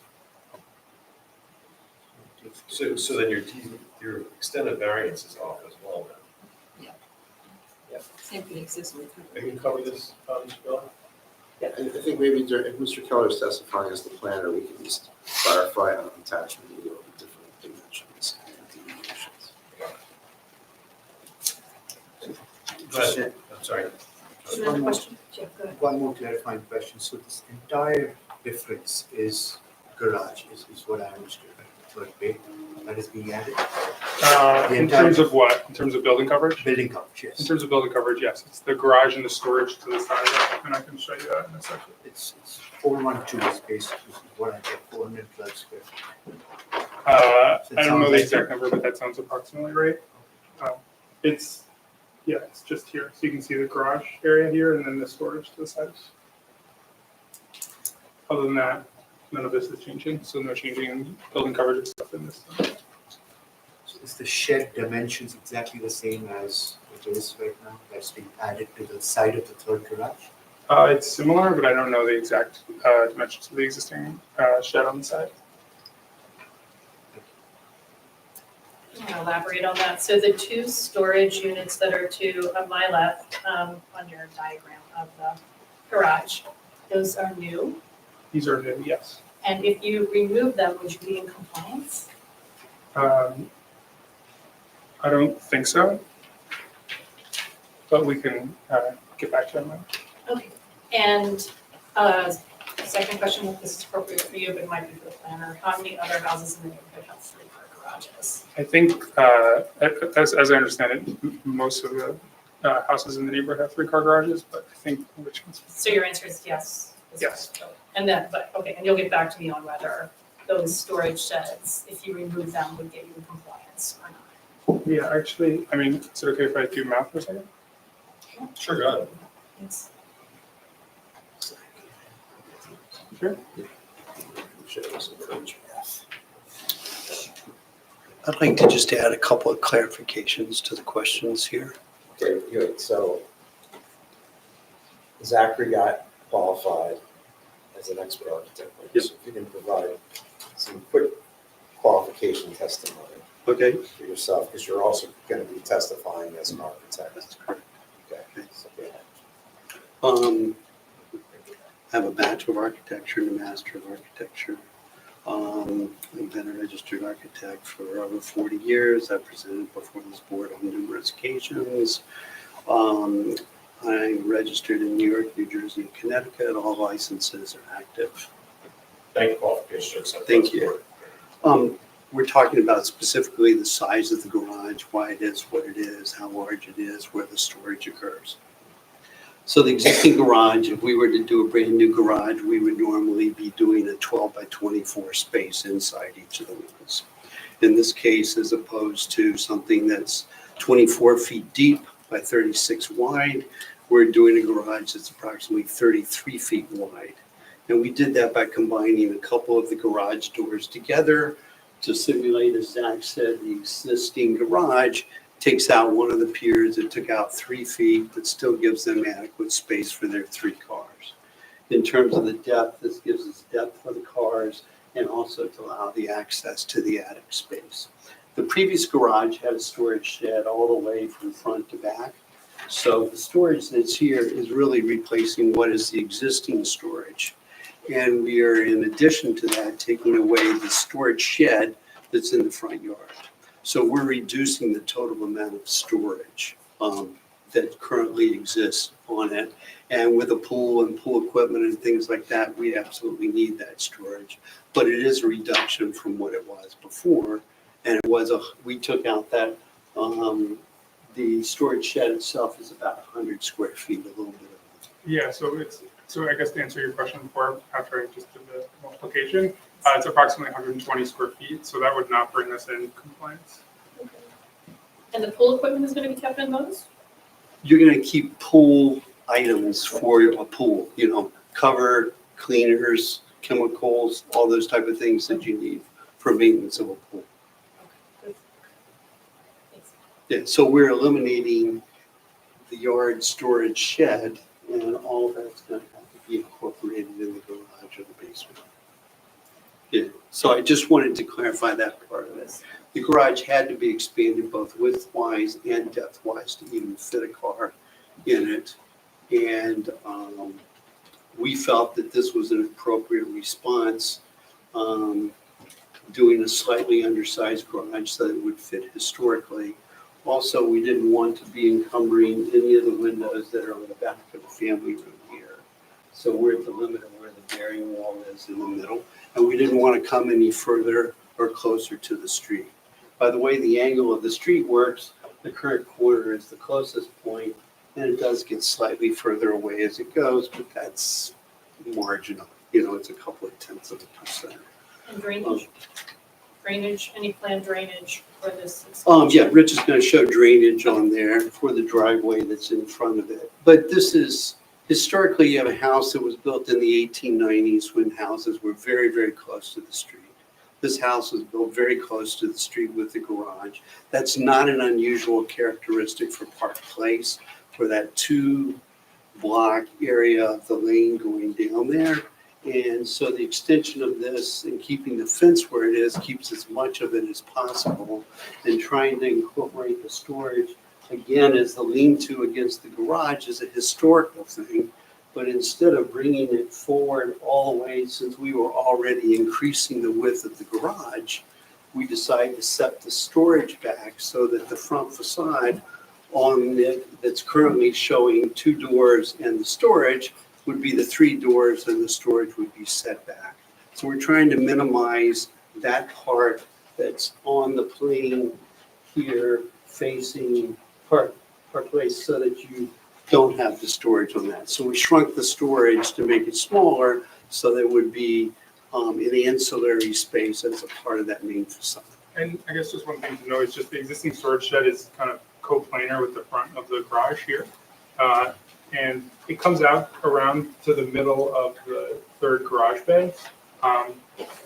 And so instead of having that storage shed up like at the same plane, we set it back, like John said. One more question, sorry to be all the questions, but this 3rd little garage, how wide is that one? I can see the 2 cars could easily fit in the double, but It's a the 9-foot little one looks little. It's a 9-foot wide Okay. door. Okay, that's, thank you. Any other questions? Can I suggest that this resolution from this board from April 17, 2006, albeit a copy, be introduced as part of the applicant's proofs, because it does address approval at the time to locating a front-facing garage and why a side-facing garage is inferior. So, okay, so why don't we mark that as A1? Okay. If there are no more questions from the board, any questions from the audience regarding this application? Next witness.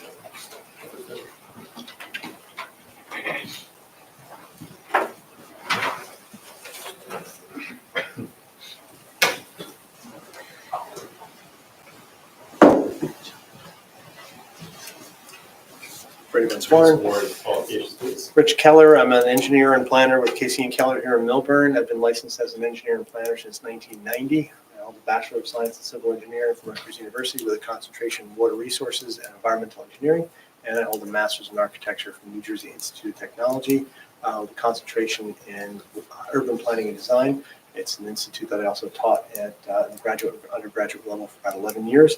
My licenses are in good effect. I've appeared before approximately 110 boards throughout the state of New Jersey, and I've offered professional planning services to the Borough of Caldwell Board of Adjustment, as well as the Township of Long Hill, both engineering and planning to their Board of Adjustment and Planning Board, and it's always nice to be back.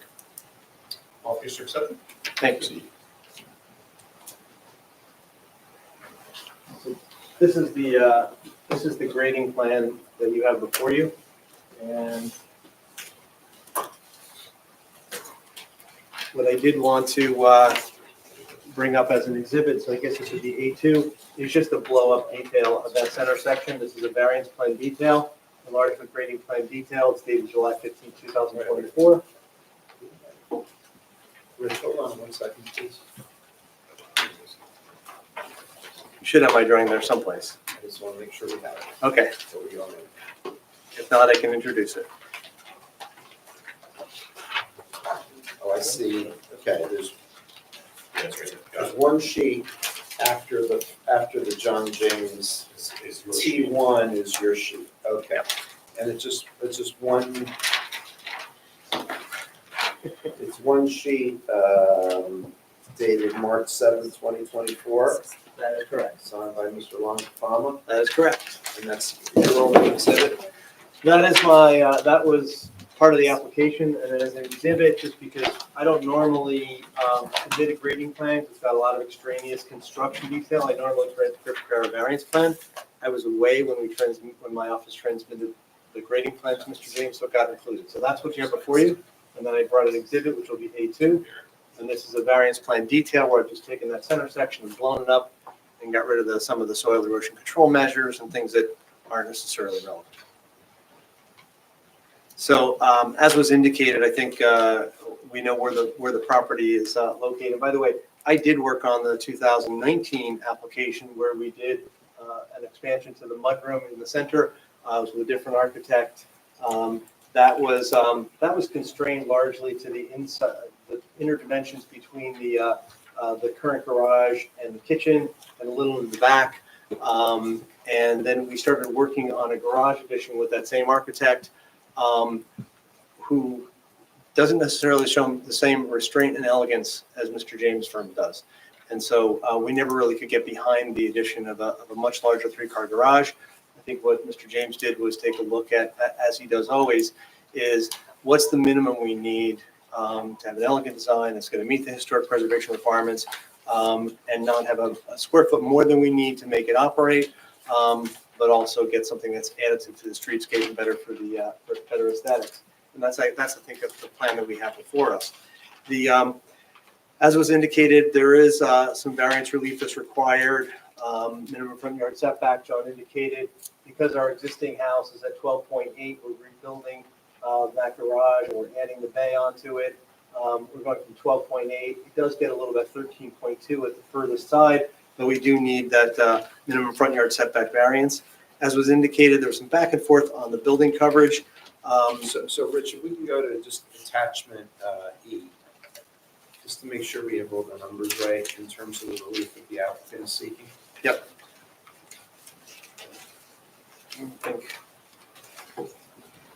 So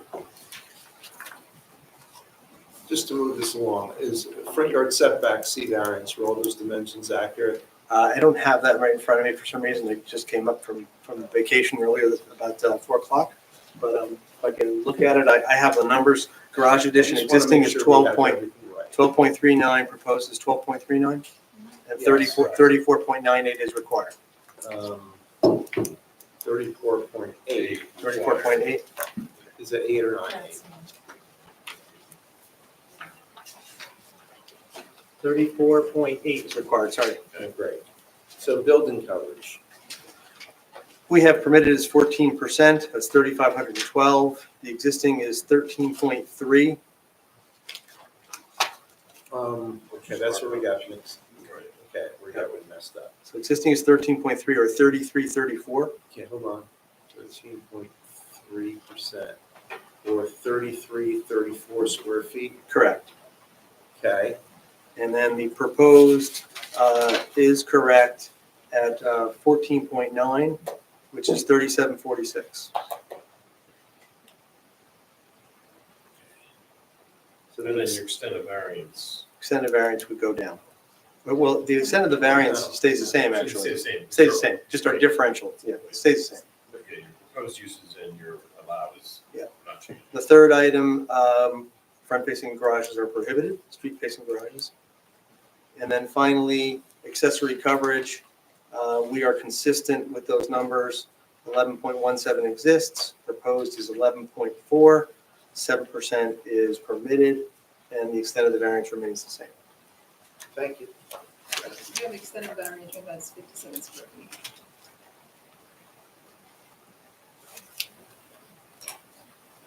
We have 0.23. Oh, yeah, 57. Yeah, I'm actually over by 1,104 square feet. Yeah, you went from. Yeah, I'm sorry. what's existing to. I have over by 1,104, so we're adding 57, but which puts us over by 1,104.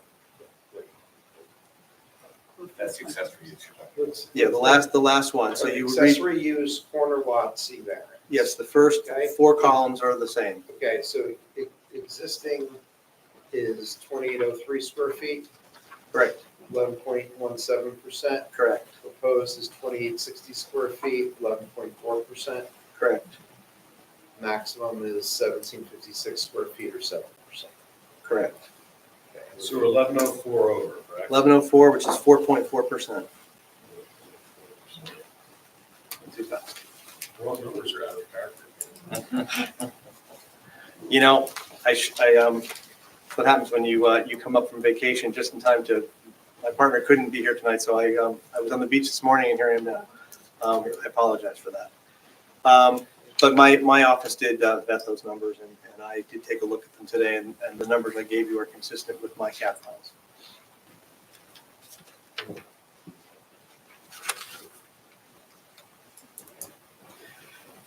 So we need 4 variances.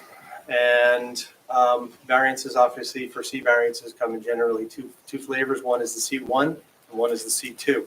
C1 is where the location, the configuration, in this case of the lawfully existing structure on the property, creates a practical difficulty in providing the amenities you would expect to see on a home in the R4 Historic District without the need for variance relief.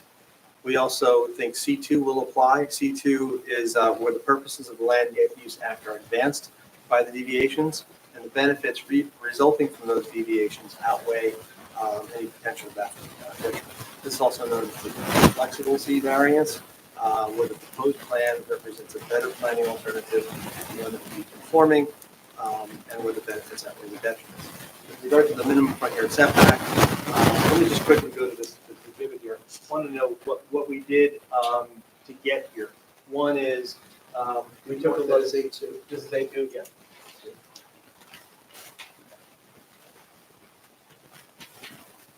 Today's date. So simplifying the grading plan, you'll see what we did is first we looked at, actually in the front, we took off the frame shed, which actually encroaches into the township right away. That's about 100 to 105 square feet, that shed. And then we also, as a function of putting the garage addition on, expanding that garage out to be, as Mr. James said, almost 23 feet by 33.75 inside.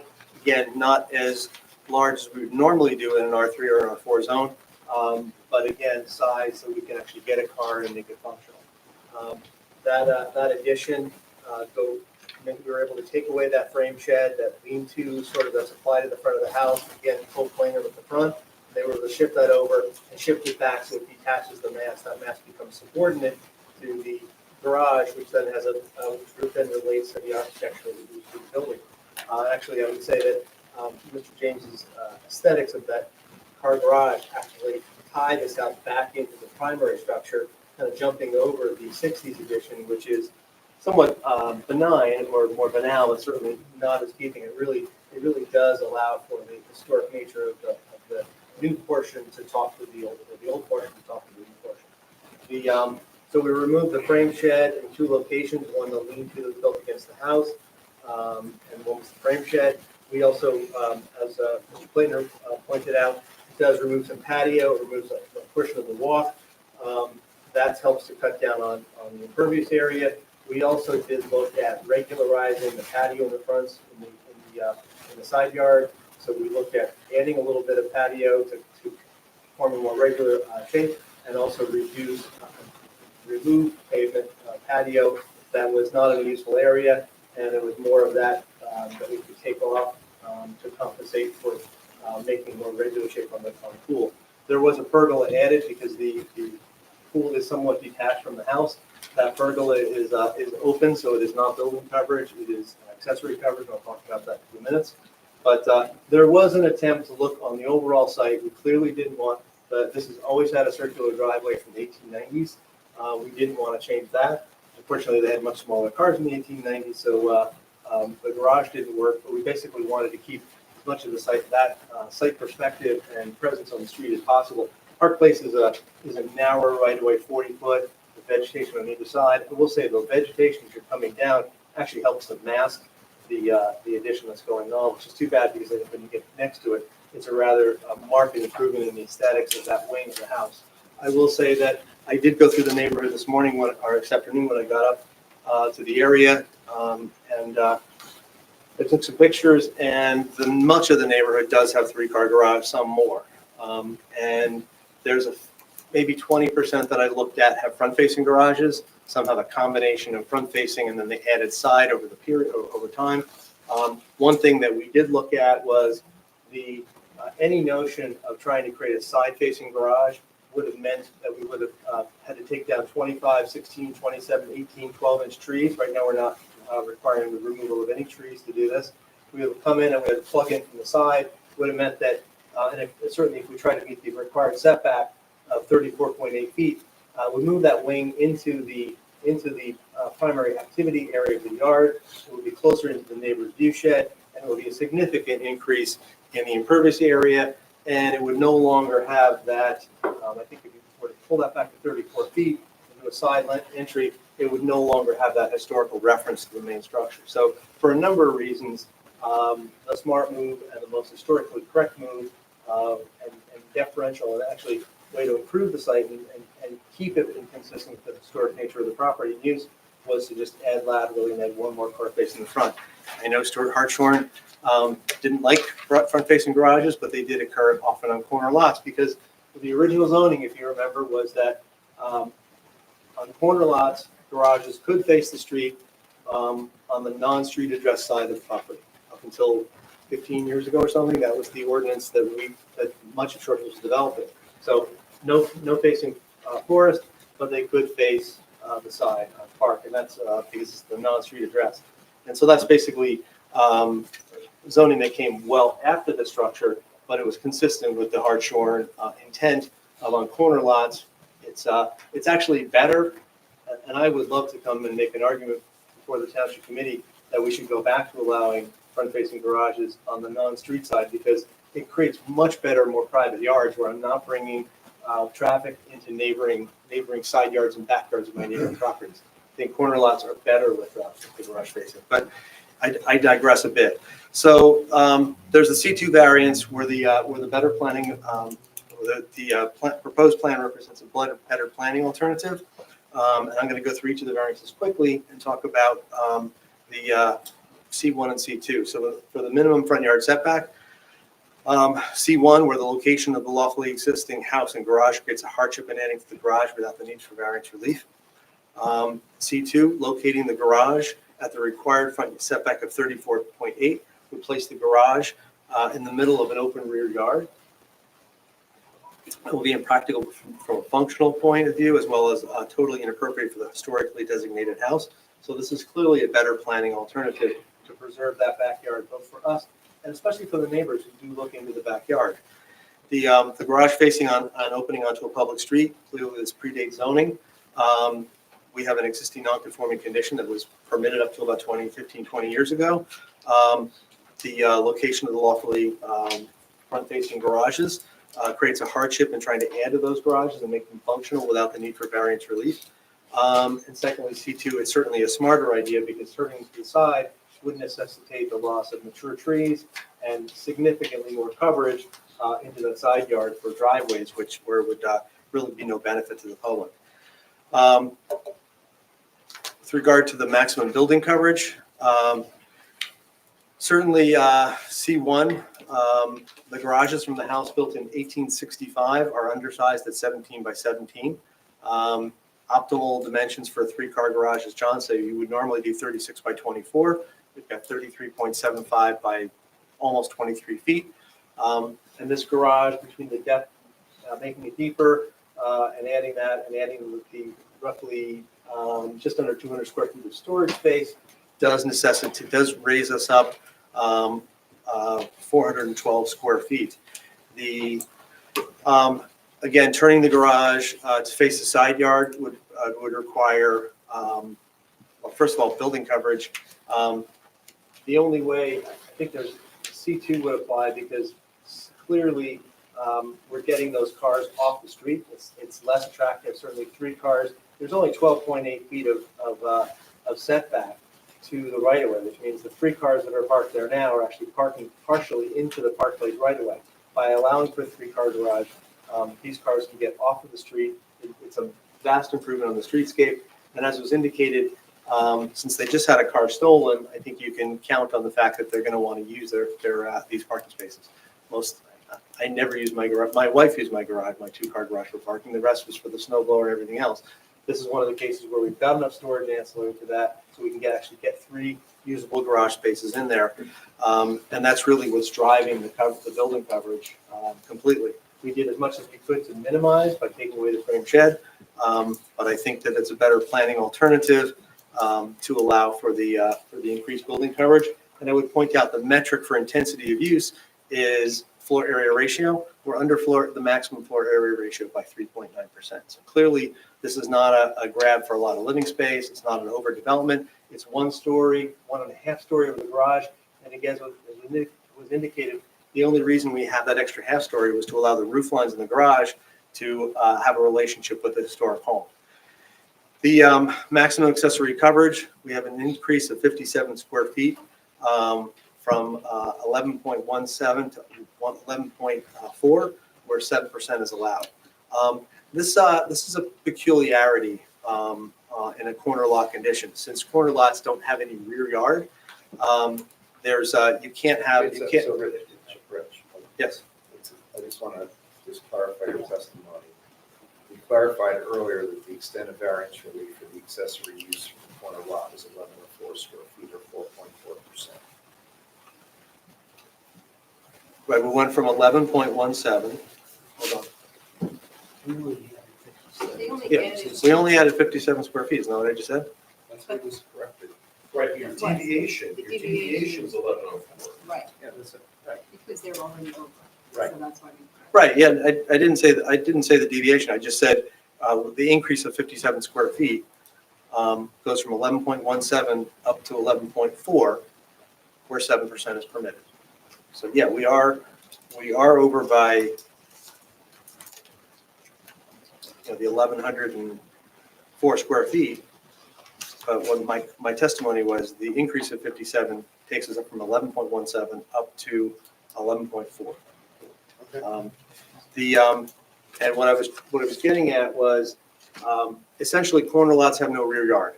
So you can't limit the accessory coverage to 20% of the rear yard because there is no technically rear yard. You have 2 side yards, 2 front yards. So that metric of 7% is intended to allow for accessory uses that are somewhat analogous to the 20% on a standard lot. But depending upon the lot configuration, where the house is located, sometimes 7% will get you almost the same amount as if you were a standard lot, and sometimes it gets you less. In this case, where you have the location of the existing house, and you take if this house fronts on Forest, if this was another neighboring side yard, and we looked at this and we analyzed it in terms of the current ordinance, we would actually be where 20% of that quote unquote theoretical rear yard is allowed, we'd actually be at 17.3%. So it's certainly not an overdevelopment. It's just sometimes, depending upon the width of the property, the depth of the corner property, the location of the existing house, and the rear yard that's left, sometimes 7% is equal to about 20% on a standard lot, and sometimes it's much less. In this case, it's much less. So I think that, again, if this was a standard lot, we'd be well in conformance with the 20% allowed. And most importantly, again, is that we're under the 35% total allowable coverage. So again, not an overdevelopment on the site. I think that it's a peculiar corner lot condition with that 7% coverage, but I think the amount of accessory structures on the site are appropriate to the neighborhood and appropriate to the size property. The negative criteria, which is in 2 prongs, that there's no substantial detriment to the public good and there's no substantial impairment to the intent and purpose of the master plan, I think both are met. The new work fits carefully into the existing layout and design of the house. It is designed with to be minimal at only 1 to 1.5 stories in its nature. The usable attic areas, as we indicated, are a product of matching the existing roof lines. The house maintains the current character the addition maintains the current character of the house, but adds functionality to the undersized garage area. The designs that we are proposing are improvements to the neighborhood, and they are appropriate to the relative and adjacent neighbors. The application will improve the established character of the neighborhood and exterior curb appeal of the existing house by removing those cars from the driveway, as we indicated. It would be nice for the owners to actually park in their garage.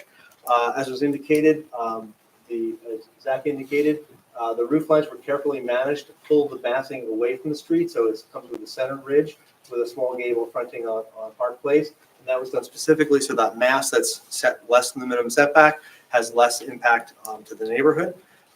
If it can even be seen, given all the landscaping that's up and down the street now. And I would point out, we look to HBC to make sure not only that the additions are consistent with the historic home, but they very carefully look to make sure that the additions keep the house consistent with the historic neighborhood. And you wouldn't get a unanimous approval by HBC if they didn't feel that this house is consistent and supportive and reinforces the neighborhood. And I think that's the body we look to most for that. And that's the overriding goal of zoning. So we want to make sure that we're not doing something that is contrary to the character and fabric of the neighborhood. So we think that this certainly is not inconsistent with there's really no detriment to the public good, only benefits to the public as well as to the owners in getting a more functional house and safer house with a safer driveway, safer garage condition.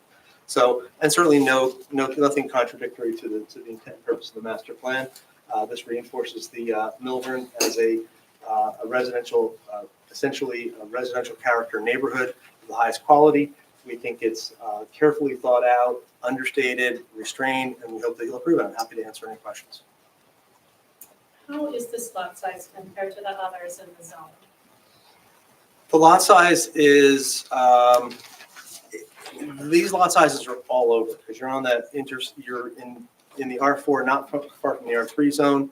We're at 25,086, so we're a little larger than required for the R4 zone, but you've got a number of oversized lots in the area and you're not far from the R3 zone. So it's about average. So it's average or it's over average? Well, it's over for the zone, but I would say it's about over average. for the zone. Yep. Okay, thank you. I would say it's about average. Do you think this house had more property at one point that's carved off or not? Most of these did. Yeah. Most of them had much more property at some point. Yeah, judging by like the pool placement and so forth, you think that at some point it probably happened. Yeah, most of that. I love looking at those old Sanborn maps and the difference between the 1908 and the 1930s. That period around the Depression, So when a lot of these old estate got torn up and parts got sold off, yeah. So I would suspect.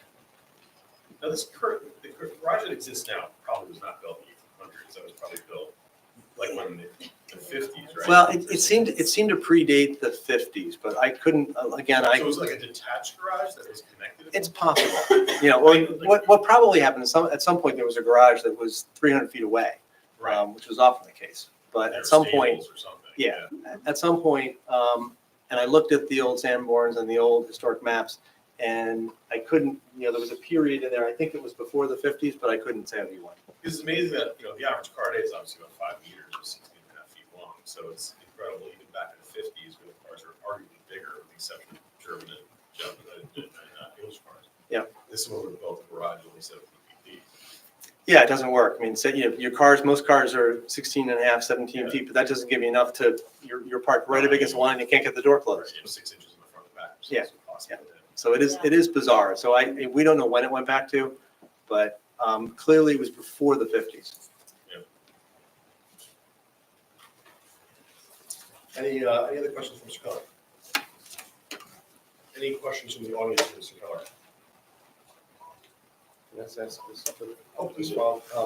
So Rich, there's some comments regarding the resolution that was marked as A1 from back on April 17th, 2006, including the fact that the board found at the time that the location of the front-facing garage is dictated by the placement location of the existing two-car garage, and that the construction of a side-facing garage would require the demolition of this historic structure. Is that still accurate today? Yes. Okay. And then a side-facing garage would result in a driveway that's closer to the neighboring property to the south, which would be more of an encroachment on that property, correct? Also consistent with my testimony, yep. Thank you. Thank you. Any further testimony from your, okay. Any comments from the audience regarding this application? And I will close the public portion. Board of Commissioners, thoughts?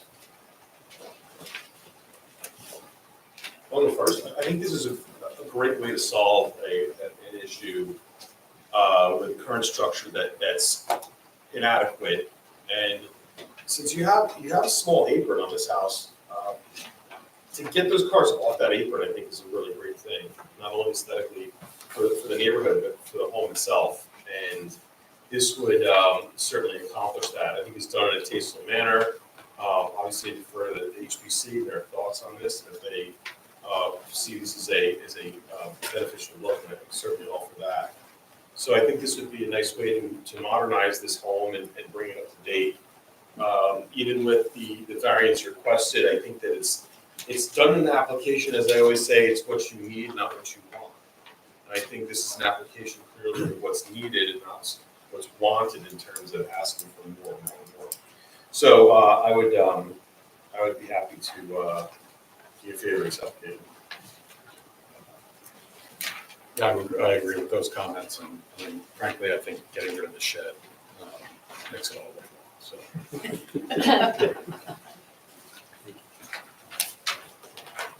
Any other comments?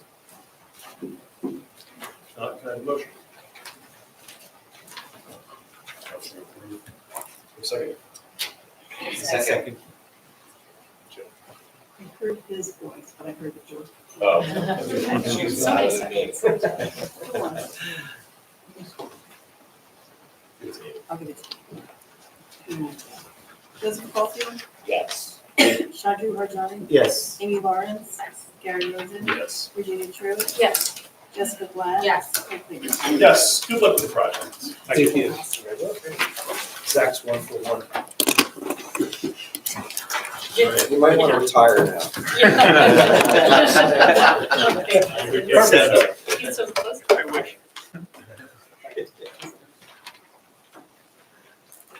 Thank you.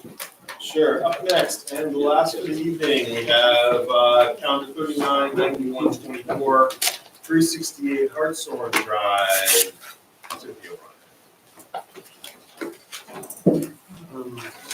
before they start, can I just bring one thing to the board's attention? Wait, hold on.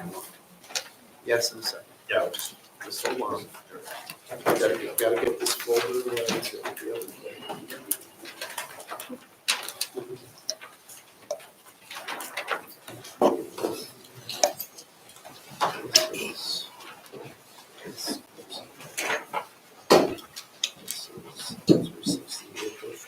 Yeah, this is theirs.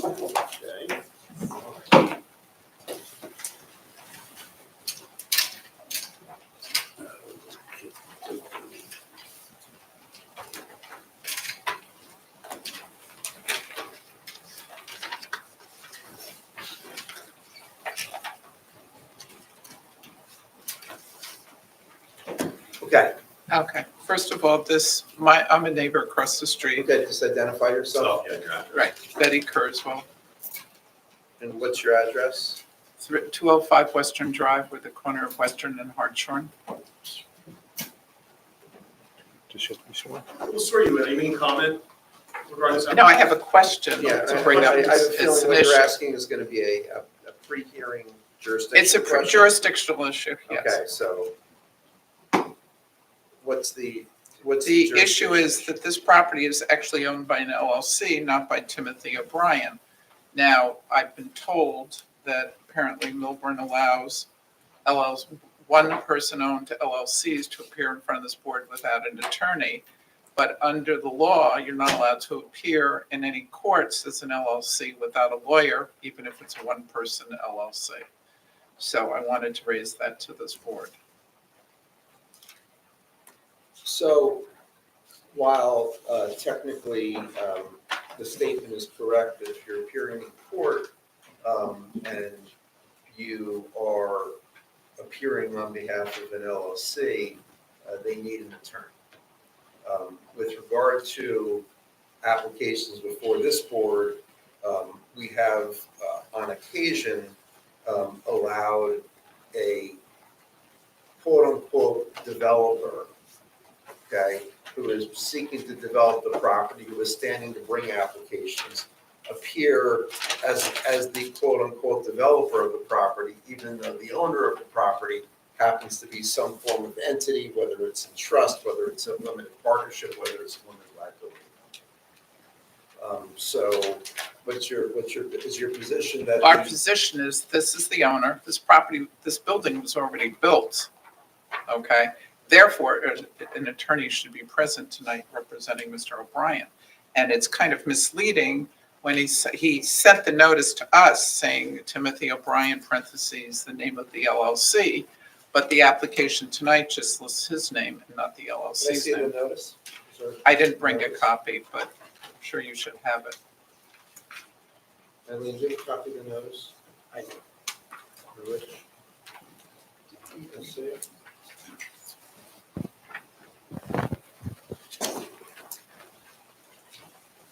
We listed Timothy O'Brien as the applicant, and we listed 368 Hartshorn LLC as the owner.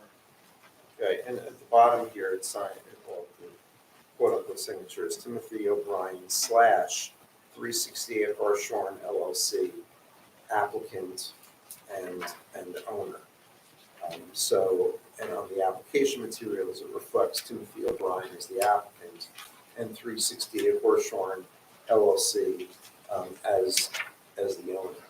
So I believe, and it's up to the board, but my advice would be that and by the way, first of all, there's no issue as to the contents of the notice. There's no issue as to when the notice was received, at least 10 days, or at least was mailed at least 10 days prior. It was not received within 10 days, but it Right, was mailed. Okay, so. Tim, I think you mailed, his Right. office mailed it. Okay, and there's no issue other than the issue that you're raising in terms of owner versus applicant with the contents of the notice, correct? Because this is not the application for the build of it. It's an application to go back and amend something that he did wrong after he was approved, which I'm not even sure he had to be approved by the board. I believe that this was just a matter of right, and the only issue was because of the size of the property, I don't think there were any variances required. There may or may not have been a site plan, I don't know. On construction you're referring to. Yeah, the construction. I would assume no. I don't think so. It's never been in front of us regarding it. And I don't think it was front of the planning board either, because we would have gotten a notice. So, you know, the issue with regard to notice, certainly, I don't believe that there's any issue that takes away the jurisdiction of the board, because of the notice, I believe the notice appears to be appropriate, as to her credit, admitted by the neighbor, that the content of the notice is appropriate. That notice was sent, which is what the requirement is in the municipal land use law, at least 10 days prior to the hearing. The only issue happens to be whether 360 and Horshorn LLC, that's the owner of the property, needs to have an attorney represent them. And I think the issue that the board typically confronts is that if the developer is showing up and saying, hey, look, I'm a member of the LLC and I'm the one who's developing the property, even though the LLC is owning the property for estate planning or some other financial reason, this board has allowed that application certainly to proceed. Here, I guess the allegation is that the work has already been done as opposed to being proposed to have been done. Yes, the house is up. Okay. The violation was done during construction. Was the work, I guess I'm going to ask Mr. Keller or Mr. O'Brien, was the work We that haven't been sworn in yet. Right, no, I understand. This is, we're not talking about professional testimony yet. Just want to get some facts. Was the work that you're, I guess, seeking forgiveness for, that was done, was that done by Mr. O'Brien in terms of applying for any type of permits or otherwise? Mr. O'Brien, his contractor came up with a plan to get some more usable area, created some walls, called for inspections, but apparently never went through the zoning office, never contacted my office. So there was representation by the builder that they were landscape walls, they were permitted. Mr. O'Brien approved their construction. It ended up disturbing more than the 875 square feet that we originally proposed. It was about 2750 was disturbed. That was picked up by Christine Bugle, the assistant engineer, when she went out to do an inspection. And we then documented the location of those walls, and the decision was made to either remove or bury those walls or seek relief from this board. So because we thought there was some merit to the work and probably would have come for a variance if they hadn't done this. So we're here seeking for forgiveness for a condition that was created above and beyond. Okay. Who, and this is, pre-sworn testimony, this is just about jurisdiction at this point, so we haven't started the hearing, we haven't decided whether to start the hearing. Mr. O'Brien, as a proffer, did you hire the contractor to do the work? Yes. Okay, did you approve the work that was done by the contractor? Yes. Did the LLC, 360 at Horshorn LLC, who is the record owner on title, did they have anything to do with the hiring of the contractor or approving the contractor's work? Well, it's a single member LLC. I'm the single member. Right, but I'm saying, did the LLC have a contract with the contractor? Or Yes. Did you? Yes. The LLC had the contract? Well, it was the LLC and myself. Both of you have the Yes. contract? Yeah. Okay, and then who approved the work, the LLC or you as the principal? Well, I was signing off on behalf of the LLC, but effectively one and the same. Okay. Well, I think it gets into a thorny issue now, because the question is, if the LLC technically hired the contractor to do this work, and then they're asking for forgiveness regarding this work, was it the LLC who gave the permission versus one of the principals of the LLC? We don't have a contract in front of us. So, The other thing's on here, the president's contractor, which is a bit of a problem too. He's Of course he's not in the here. footing right now. Just kidding. So, So- a little bit further. yeah, well, no, I'm just dealing purely with jurisdiction. Sure, right. And I think that because, based on what we're hearing, just on jurisdiction, the contractor was hired ostensibly by the LLC to do the work. And they're not proposing to do work as a principal, oh, look, I'm a contractor, I want to do this work, I have permission to do the work. I have standing on the municipal land use law. This is a little bit different. So I'm hesitant based on the proffer that I would like to see professional counsel on this. This is not easy. That's right, the steep slope law is done We're for, very Okay, familiar with that. Yeah. we're not getting into any We're very testimony familiar with yet. that, but This is in lieu of- jurisdiction. in light of the violation, and I'm sure there's gonna be a lot of interesting testimony as to how we got here tonight, but I think it'd behoove the applicant to have counsel. All right, very good.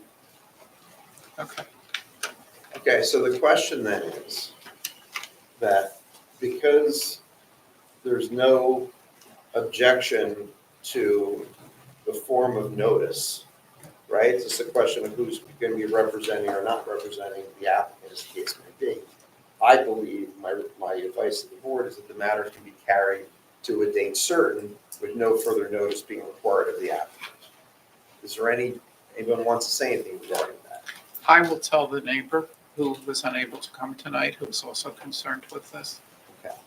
I'll assume that responsibility. He doesn't have to renotice Okay. Very well.